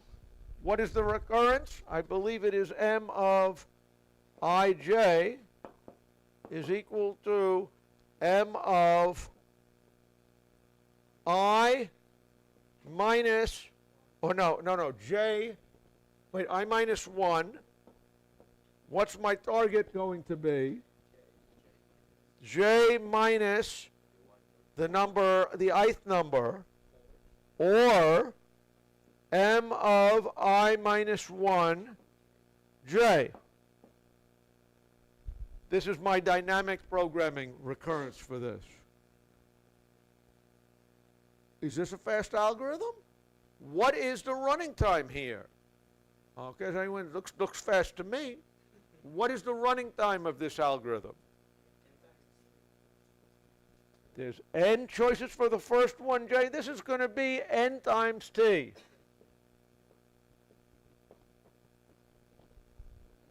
Now, is this a fast algorithm for it? Have we just solved satisfiability quickly? No, and the reason it's not is a tricky thing. It looks polynomial to me, but it's polynomial in the value of the numbers, not the number of the numbers, okay? If these numbers were numbers represented the height of something, the distance in, let's say, kilometers, right? Or no, let's say they measured the distance in, let's say, kilometers. If I converted those numbers to meters, all the numbers would get what? 1,000 times bigger, right? Did the problem get 1,000 times harder? By your algorithm here, it got 1,000 times harder, right? In terms of, let's say, how we normally think about things, it didn't get harder. You kind of see that? If I convert it to millimeters, does it now become harder? Now it's, I guess, 1,000 times, maybe another 1,000 times, 1,000,000 times harder. Okay? This is exponential. This is linear in the size of the number, but the number can be exponential in the size of the number of points. That's kind of what the issue here is. Okay? So for small numbers, this is a good algorithm. For big numbers, this is toast. Does everybody see that? And do everybody see that the problem, if you multiply all the weights and target by huge numbers, that will make this algorithm terrible, even though it's really the same thing. Okay, this is why this is not a fast algorithm for satisfiability. Any questions about that? Okay, that's useful. That's a useful thing to be able to understand. Okay, any questions? Reduction from satisfiability to subset sum.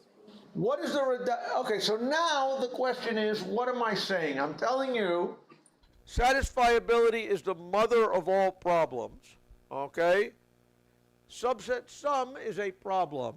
How do I transform subset satisfiability, which is a logic problem, into a, into this integer problem? What I will tell you, if you look at my algorithms book, I will show you how you transform satisfiability into vertex cover. Okay? And that's kind of cool. It would take longer than I think I want, unless you guys want to give up lunch. Okay? And I show you how to turn vertex cover into subset sum. Okay? So I know there's a direct way to do it, but it'd be probably pretty messy. But if you look at the two things in my book there, I understand them. So you guys could understand them if you read them enough. Any question? And I think doing those kind of transformations I find very, very cool, because you're translating something that looks completely different than each other. How can numbers be the same as a graph? Okay? But in fact, there's a logical way to do that. That's complicated in the way that, that it's very intricate, and you said, my God, that's a crazy way to do it. But it's a logical transformation once you see it, okay? And that's why I love these NP completeness proofs. Any questions? Okay, good. At some point when we were talking about network flow, we had some OR people sitting back here. They were proud that they could solve linear programs. There's efficient ways to solve linear programs where you've got constraints. Is some linear combination of this less than some value? And you had a maximization criteria. And the question was, is there a way what is the maximum value you can get for this formula by values satisfying that constraint? For linear programming, where you're allowed those things to be numbers, there's a fast algorithm. If you insist that all the variables be integers, okay, this problem becomes integer programming, and it's NP complete. Can anybody see any of the problems we've talked about that's integer programming, that smells like integer programming, that's NP complete? Is there any problem we've seen here? What? Satisfiability? Satisfiability. What is satisfiability saying? Is there a way to make first of all, what is satisfiability? Satisfiability is operating on logic variables, right? Logic variables are true, false, or 0, 1. How in an integer programming problem can I force variable x to be equal to 0 or 1? If I say x is greater than or equal to 0 and x is less than or equal to 1, if x is an integer, suddenly it's a lot like a logic variable, kabunk, kabunk. Now if I have one of these logic formulas, x1 or x2 or not x2, how do I make that into an integer constraint?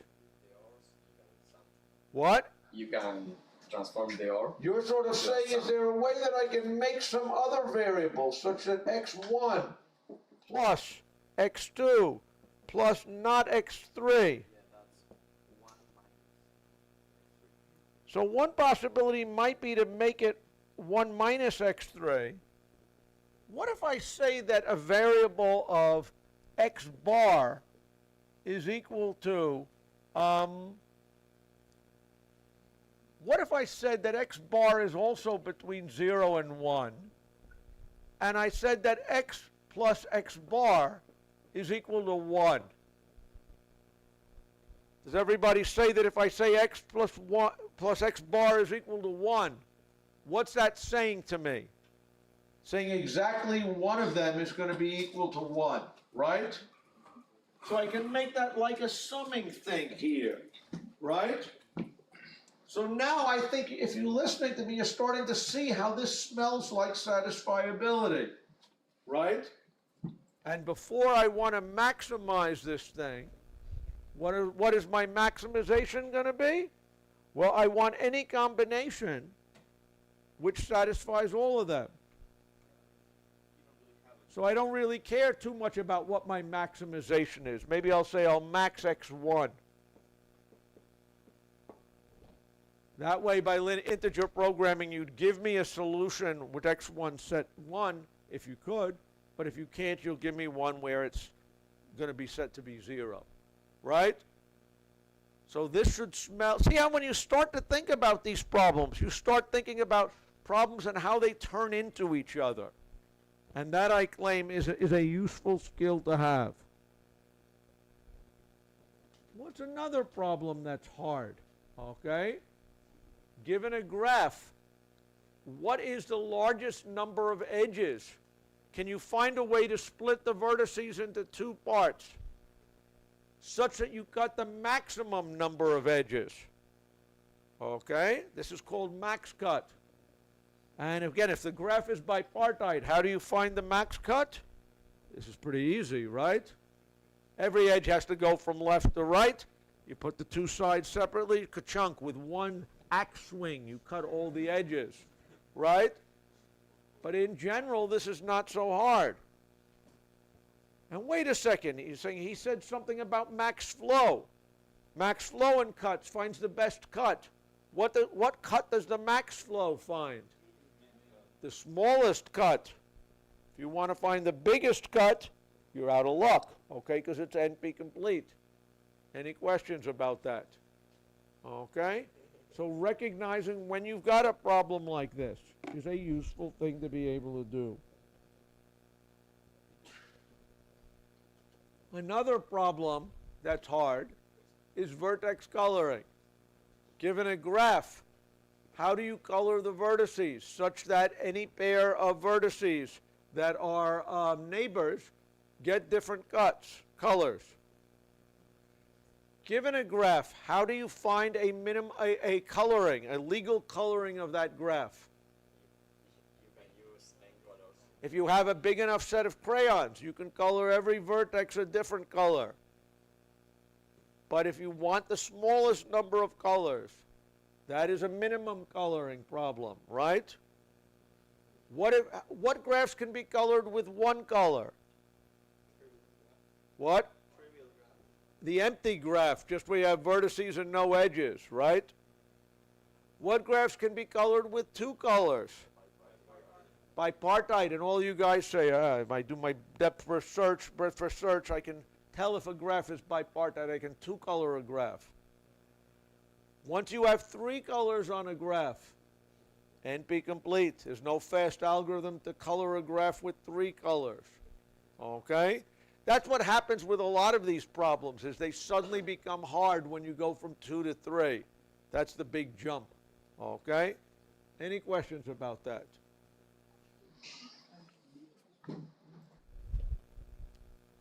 What about edge coloring?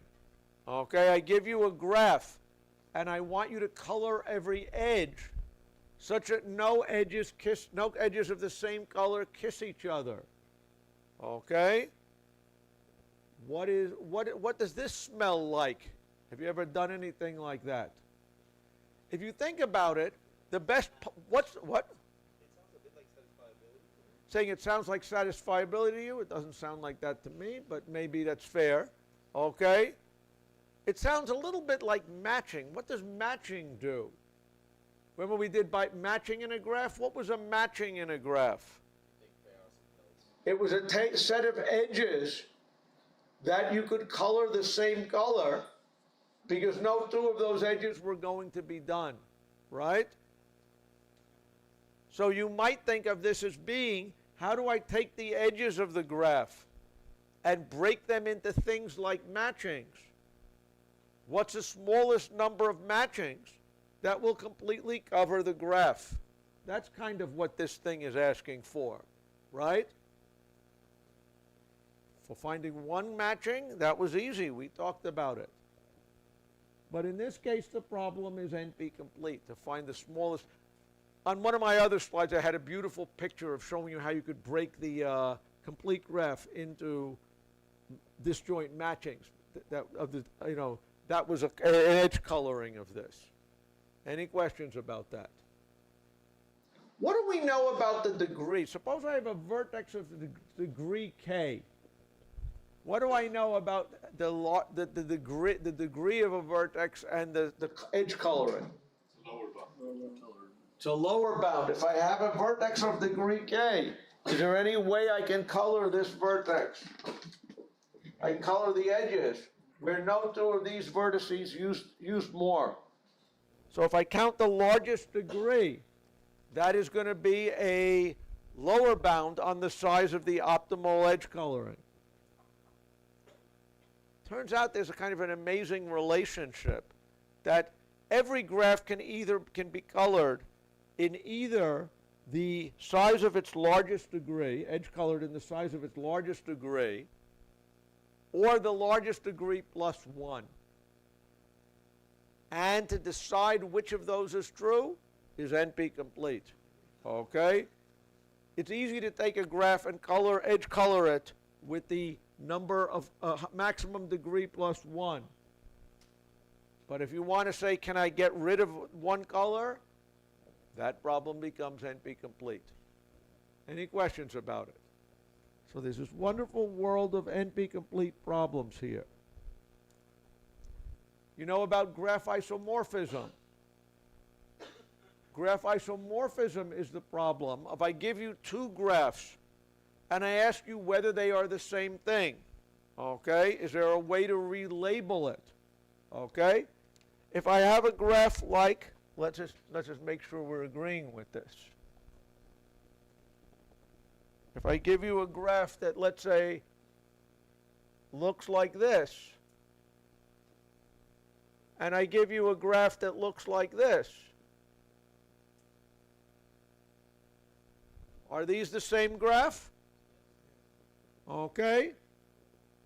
How can you tell when I give you something like this?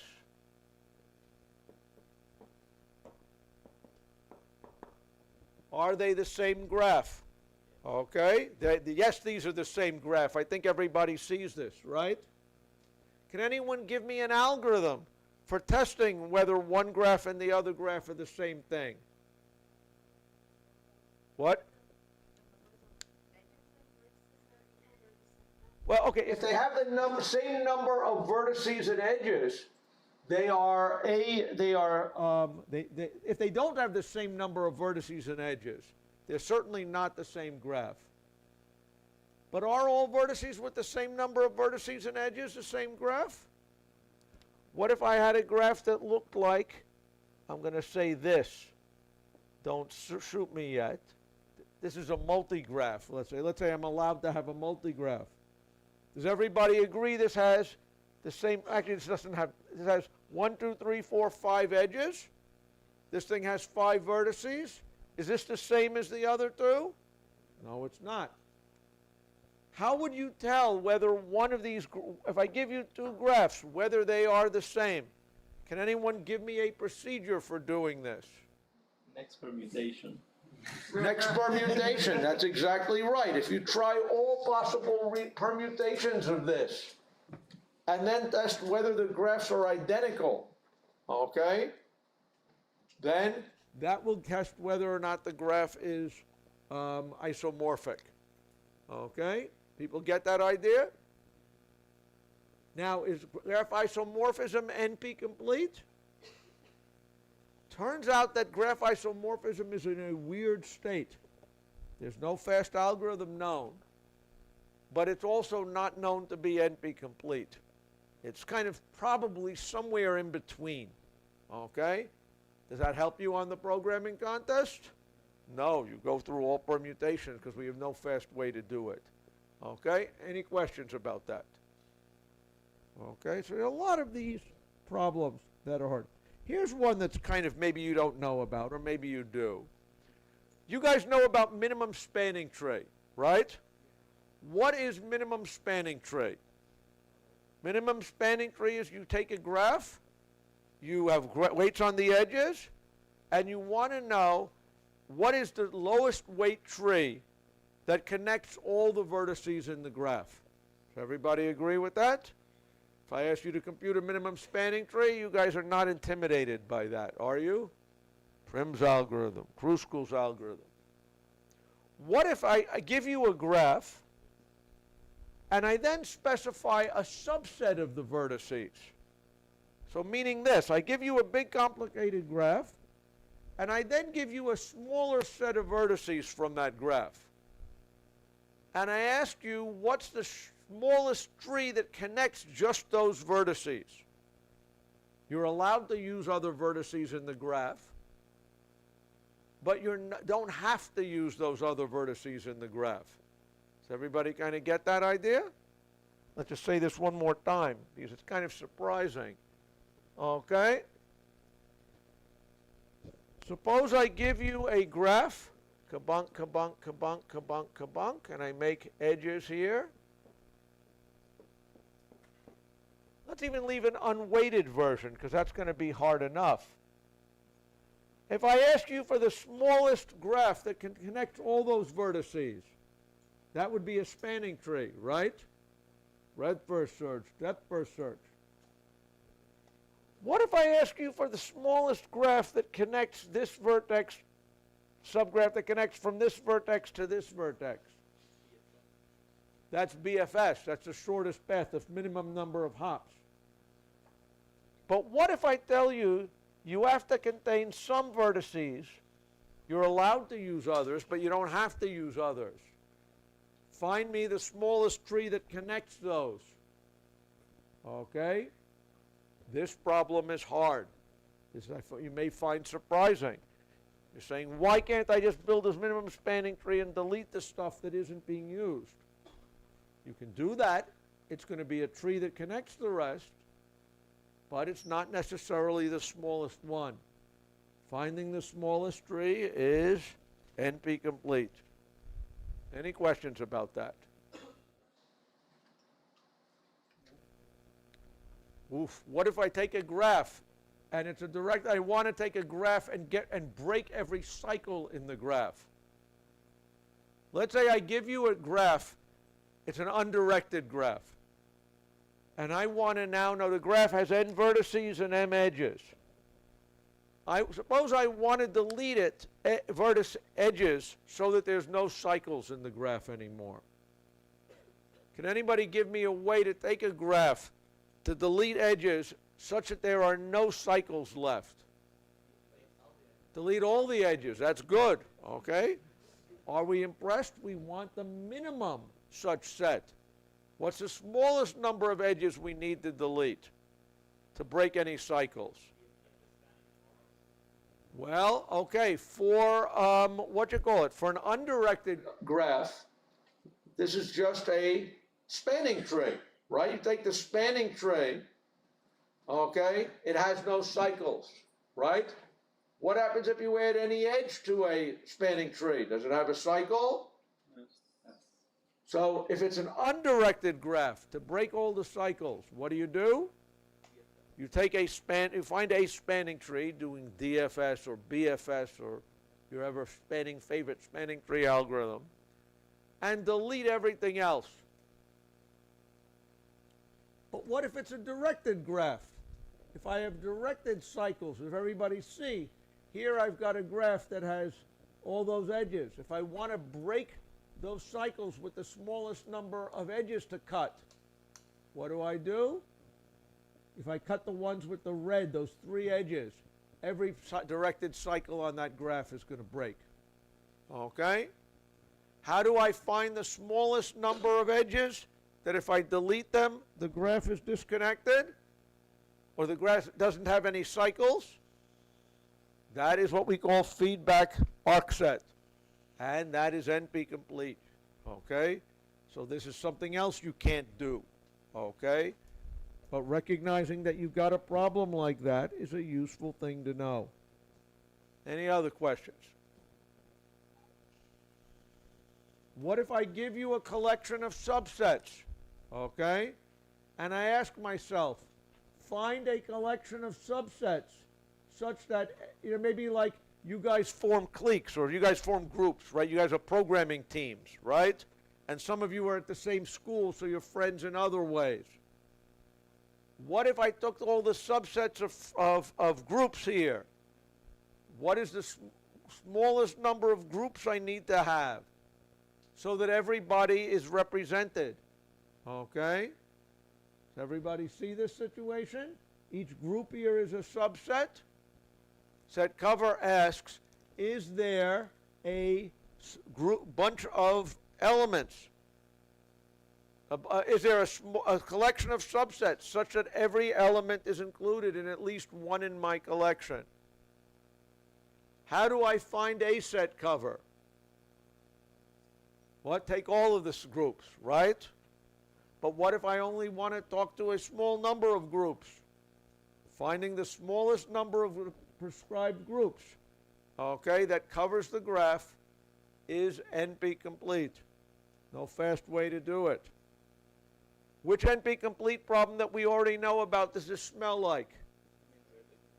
Vertex cover. What is vertex cover asking?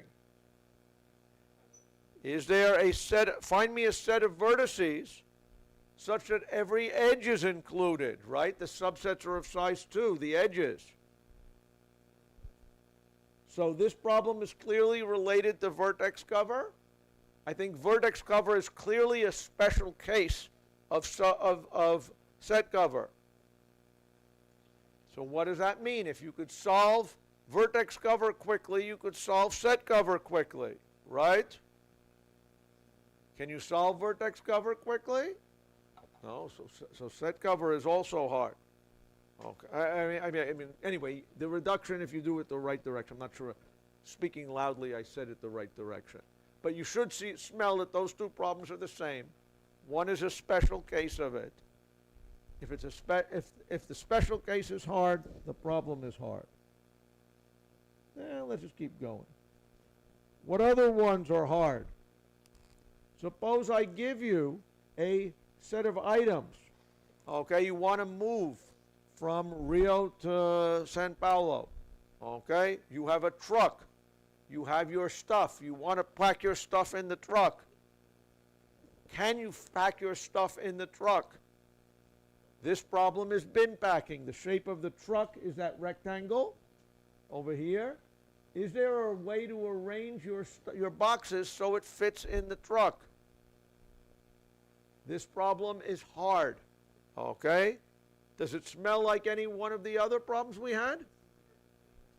This smells like integer partition, or that smells, okay, what does integer partition smell like? Suppose your truck was, I guess if you had a truck with the property that it was 2 integers wide. Suppose I gave you a bunch of integers. I can make everything integer into a box. That's I times 1. Everybody see that? I've got boxes that are width 1. If I give you a truck that's width 2 by the shape, by half the sum of the integers, the only way that you can pack this truck is by declaring the ones that you're going to call positive are going to go on one side, and the ones that you call negative are going to go on the other side. Trying to find the best way to pack the truck is the same as integer partition. It's as hard or harder than integer partition. Any questions about that? Again, there's this world of seeing that different problems are the same thing. And that's what the world that I like to live in. Any questions about that? Okay. Let me just do something else. I'm not going to tell you my secrets for proving hard problems hard, just because it's a little bit more intricate than we want to go, but I encourage you to read my algorithms book. People have heard about this P versus NP problem, right? Do people know what P and NP are? Okay? P is the set of algorithms, problems for which there is a fast algorithm, the algorithm that can be solved in polynomial time. Okay? If you have, shortest path is in P. Sorting is in P. Convex hull is in P. NP is a set of problems that you can check the answer if somebody tells it to you in polynomial time.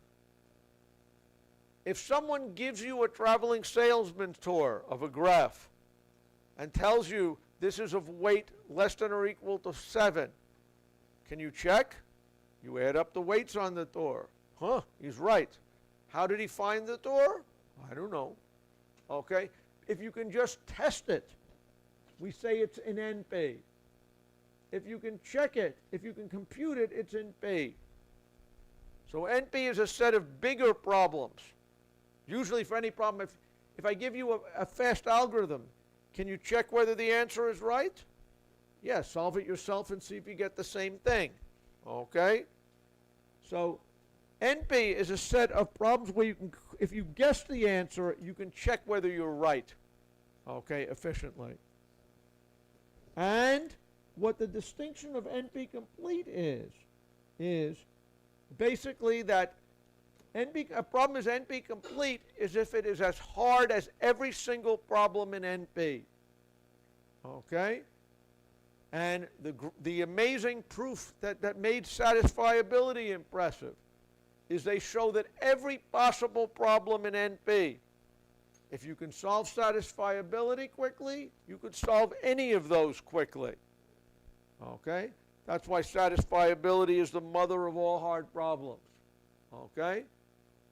Does that mean satisfiability can't be solved quickly? Not by itself, but given the fact that people have tried to do this for a lot of things and they can't do it, it's damn good evidence. Okay? Any questions about P versus NP or anything like that, or anything like that people might be interested in? RP is P equal to NP? Well, there's a recent result actually on this. Okay? If you notice, P is equal to NP if n equals 1 or P equals 0. Anybody get that? Okay. Okay. This, of course, is meaningless. Okay, but kind of cute.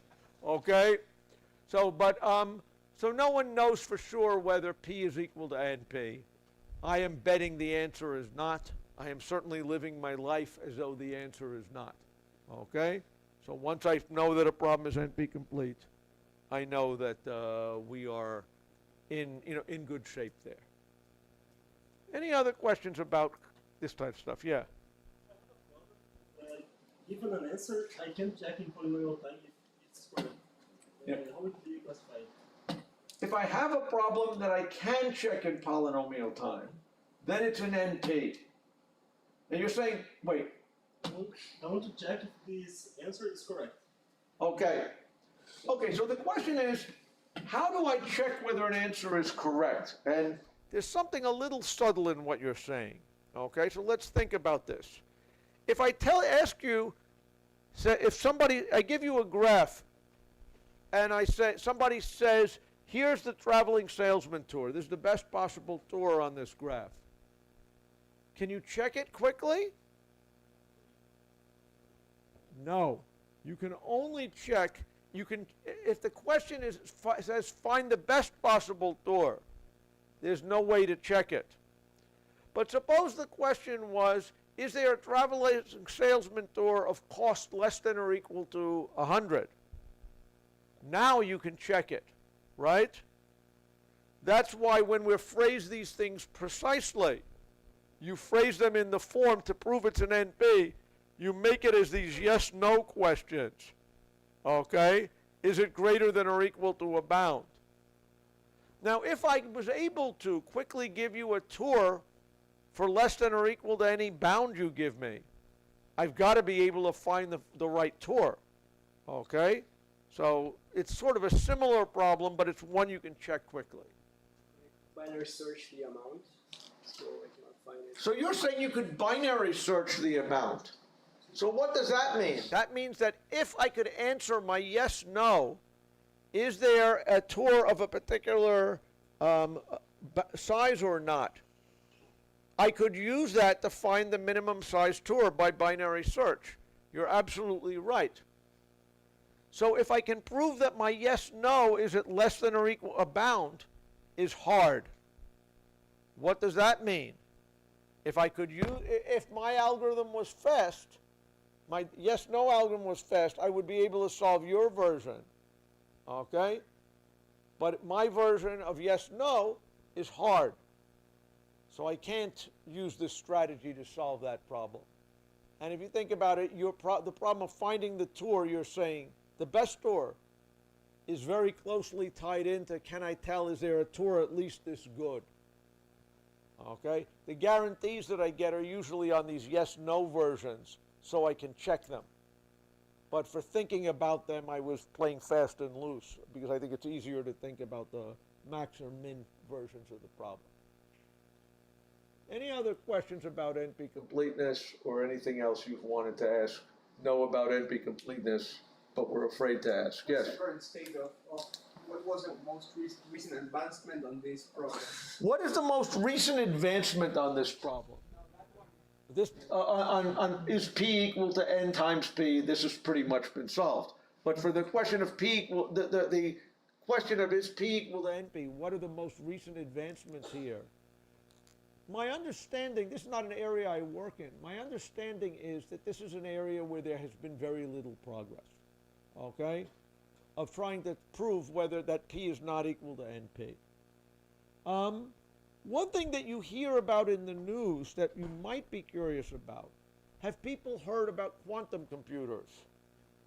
There's this vision that quantum computers can solve amazing things. They can factor big integers. You may have heard that, right? Now, does that mean that quantum computers can solve NP-complete problems? Well, factoring a big integer is like graph isomorphism. No one has actually really proven that that problem is hard. And in fact, there's good reason to believe it's not NP-complete. So quantum computers can solve factorization, but that doesn't give me all NP-complete problems. If you could build a quantum computer to solve satisfiability, the game would be over. Everything would be great. But all you can do by the quantum computer is break RSA or something like that. Yes. Thing is like it doesn't really like lower the complexity of the algorithm. It just like divides the 2 to the n to like 2 Yeah, to it the does n the square divided root. 2. Okay, there are ways of using quantum computers theoretically to help solve NP complete problems, but they're not gonna. They don't make the big leap that you would dream of. Polynomial Yeah. polynomial times. So NP completeness remains important even if we get big quantum computers. There are Okay. some problems where it goes from exponential to linear. I'm pretty sure. You know, like sorting, factoring is the mother of all quantum computing problems. Any other questions about NP completeness? Can I live my life assuming P is not equal to NP? And but I think about a lot of problems through through this thing. Okay, any questions? Okay, I wanted to conclude just with a few remarks as I'm teaching. First, I wanted you to say I have enjoyed teaching you guys. You have a lot of enthusiasm. I see you in the morning. I don't see my own students in the morning. I have appreciated your questions, many of which are very good, and your attention. So I thank you for that. I also would very much like to thank all the assistants that we have here and the organizers, Rafael and Carlos, and anyone else who I have not forgotten. But this was a lot of fun. So thank them anyway. I think this was good. The last thing I want to talk about, just to you guys, unless someone wrestles me from the stage for the next 14 minutes, is a question of what you should do with your life. Okay? So, a small question. Okay? And, you know, it's clear that all of you are bright people, and all of you will go and be successful at, you know, whatever you basically choose to do. This much I clearly think. Most of you, I expect, will go into industry.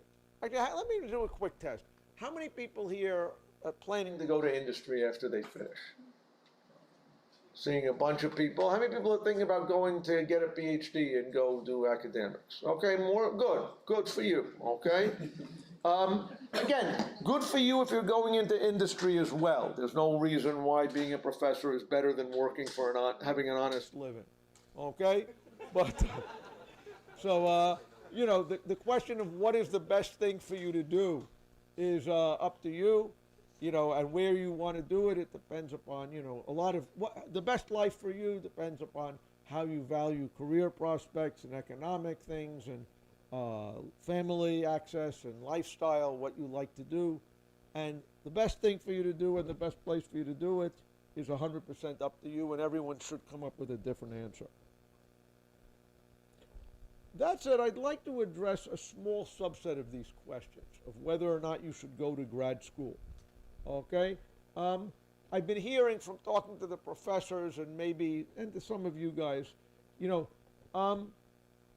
with skills like yours, you guys should have no trouble getting good jobs in industry as an undergrad. That said, I do believe that someone with undergraduate skills, even if you are an ACM ICPC champion, the world changes with time, okay? And, you know, what the best technical, you know, what the latest technologies are and what the latest ideas are, you don't tend to see that in industry in certain ways. When you go off to work, you're going to work for a company, you're going to focus on a particular product, you are going to become the world expert on the internals of that project. People at your company are going to love you for it, but you're going to be focused on your world is that product now. And the world outside is changing, and, you know, you've got to, you know, you'll see. So with time, people's skills tend to atrophy. As the world changes, they don't change, okay? What I have found is that generally speaking, from my students, the students that get more interesting jobs at somewhat higher pay are those that have higher degrees, master's degrees or PhDs, okay? And if you decide to go for a graduate school, I think doing it when you are right after you do your undergrad is the best time in general for most people because life intrudes. You will start to form a family, okay? You will start to get used to having a real salary, okay, when you work for a company, okay? And suddenly being able to give that up after a couple of years is a harder thing, okay? So this may or may not be something you think about. Again, no law any of you have to go to grad school, okay? You will all have good lives without it, but some of you will have better lives with it. The next question should be, should I go to graduate school here or in my home country or someplace someplace else? Okay? And one thing that I will say is it's clear that, again, I've been now teaching for more than 35 years. The world changes, okay? My skills have atrophied, as by everything I've said here. It's clear that the programs in Brazil and other countries are getting stronger, okay? On the other hand, it's still the case that the best computer science programs in the world are, generally speaking, outside of South America, okay? There are many in the United States, there are many in Europe, okay? I tell my students, when I have undergraduates at Stony Brook, we have great some of our undergrads are great, some of them are less great, okay? The great ones we always would love to have as our graduate students. I always tell any great undergrad I have at Stony Brook that they should go for their graduate degree someplace else other than Stony Brook. Why is that? Well, if you stay at Stony Brook and you took my undergrad algorithms class, guess whose graduate algorithms class you're going to be taking? Mine, and you're not going to learn as much. If you took it from somebody else, Corman's grad algorithms class is going to be different than mine, okay? So I think that there are a lot of reasons why, if you're going for a graduate degree, certainly a PhD, and usually, but not always, often, but not always a master's degree, it's better to go to another university. This is my belief, okay, because you get exposed to different ideas. Certainly for a PhD, you should go to a different university than where you were an undergrad. This I believe pretty strongly. It may be different in some countries, and you can fight with me, or you can discuss it with me afterwards if you want. But certainly in the United States, this I think is absolutely true. I think it's a sin for them any of our undergrads to stay for a PhD there. And when you go to a PhD program, I encourage people to go to the best university they can get into that's in a place where they feel they can live, okay?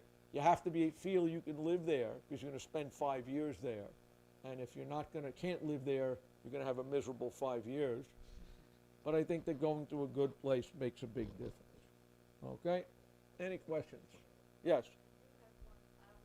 I would like to know if you, as a professor in Stony Brook, and as a person from outside of South America, do you think it's hard to get into a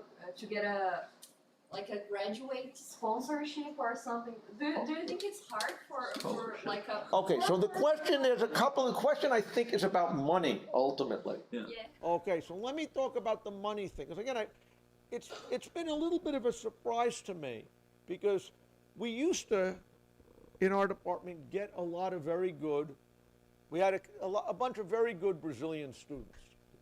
Two of whom I know are now professors at NYU. There's another one who went on and apparently became a big shot at a company that owns a big, a big company. But we don't seem to see these students. I don't see these students so much anymore. And one reason I keep hearing is money. Now the money surprises me. Surprises me. If you apply to any decent university, a PhD program at any decent university in the United States, Stony Brook is well above the decent line by this measure, okay? We will pay all of our students, PhD students that we accept, full tuition and a living salary, okay? So the financial issues, I don't really understand the financial issues. If you get accepted to the PhD program at Stony Brook, you get free tuition, and these years you get a $36,000 a year stipend, okay, as a teaching assistantship and then a research assistantship. Now, this may sound like a lot of money to you guys. It'll sound like a little less money once you get to America and you see what things cost. But our graduate students live reasonably well. They eat better than what I'm about to eat lunch with you guys again later, okay? Graduate students will have a car, okay? Our graduate students can do certain things, okay? Our PhD students get summer jobs at, the best of our PhD students will get summer jobs at good companies like Google and Facebook, okay? And they will pay them real salaries. So you could think of that's 36,000 as a lower bound if you're going to get internships. I recommend my students go off for summer internships every summer because I think they learn something at these places. But different professors may disagree. We'll take care of it. The PhD model in the United States is a little different than Europe. And I think European PhDs tend to be shorter than American PhDs, okay? Which has pluses and minuses, okay? I generally think that that university,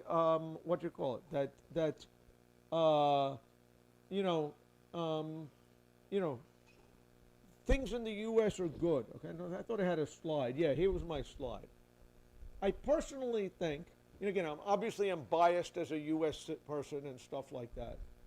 But I do believe that research at the top U.S. schools are in many ways kind of, they get into a lot of, you can get into any exciting area that you want.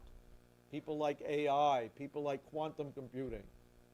And I think that in the U.S. there's kind of a mix of, there's a level of interaction between companies and universities and research problems and government funding that kind of promotes people working on exciting things that may be different than other places. So I think that there is a reason why universities, great technologies get developed in the U.S. And I think it's kind of a mix between, kind of the incentives and the way universities work and so on. And I think getting that culture, I think, is a good thing. But the finances, like I say, if you want to get a PhD in the United States, the finances should not be a problem. I don't understand why that would be. Whether you will get admitted to the university depends upon your skills. I think you guys are probably pretty good. But if we want you enough to pay for it. Okay? Question? Is it easy to get a PhD position without having a master's degree? Okay, can you apply for a PhD without a master's degree? The answer is yes, okay? A PhD program kind of implicitly, many of our students get a master's degree kind of as a sort of a sub-prize as they come through the way. So theoretically, it will take you more time, I guess, without a master's degree. But that's still somewhat theoretical. If you come to me with some master's degree from Mars and you're taking I'm only going to be impressed if you're doing well in my classes, and it's not clear that I'm going to think you're more advanced. Hopefully you're more advanced. But we don't think too much about the difference between our PhD students that have master's degrees and don't. We do like our PhD students to have some research experience at home. But frankly, I like students that have the ICPC experience, okay? And this is a debate level. But if you're saying, hey, I was on a team that made it to the World Finals, okay? That is a substantial credential, okay? And if I got an application like that, I would take that application seriously. Other professors on the admissions committees might view it differently. Why didn't he write a research paper instead, or something like that? But I think that that's a credential that is a measurable credential, okay? Any other questions about grad school or the processes or anything like that? Okay. Okay, if anyone wants to talk about it, that's fine. I guess the last question, should you go to Stony Brook? Obviously, if you're going to apply to PhD programs in the United States, you should apply to a bunch of them. Which one should you go to? I told you this earlier. Which one should you go to? The best one you get into. Okay, so that's certainly true. You know, there's sometimes you may say, oh, there's a particular advisor I love and I want to go with. Maybe, okay? It may be an area that you're special with, maybe, okay? But anyway, again, if any of you are interested in Stony Brook, please feel free to mail me. This is my official Stony Brook mail. I'm also at skina@gmail.com. If you want to send me mail, make sure early in the note, email, it mentions, oh, I took your class at the IOI thing. So I know not to ignore it like I ignore most people's mail, okay? And if I do ignore you, try again, okay? Any questions about that? If not, I'm going to be rooting for you, Brazil, in the World Finals, okay? So good luck, and it's been fun teaching you, and I'll root for you.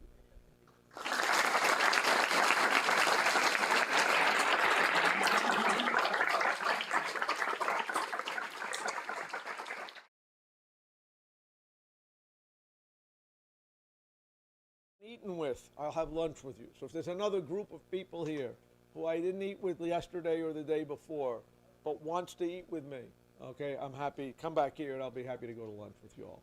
Okay, thank you very much.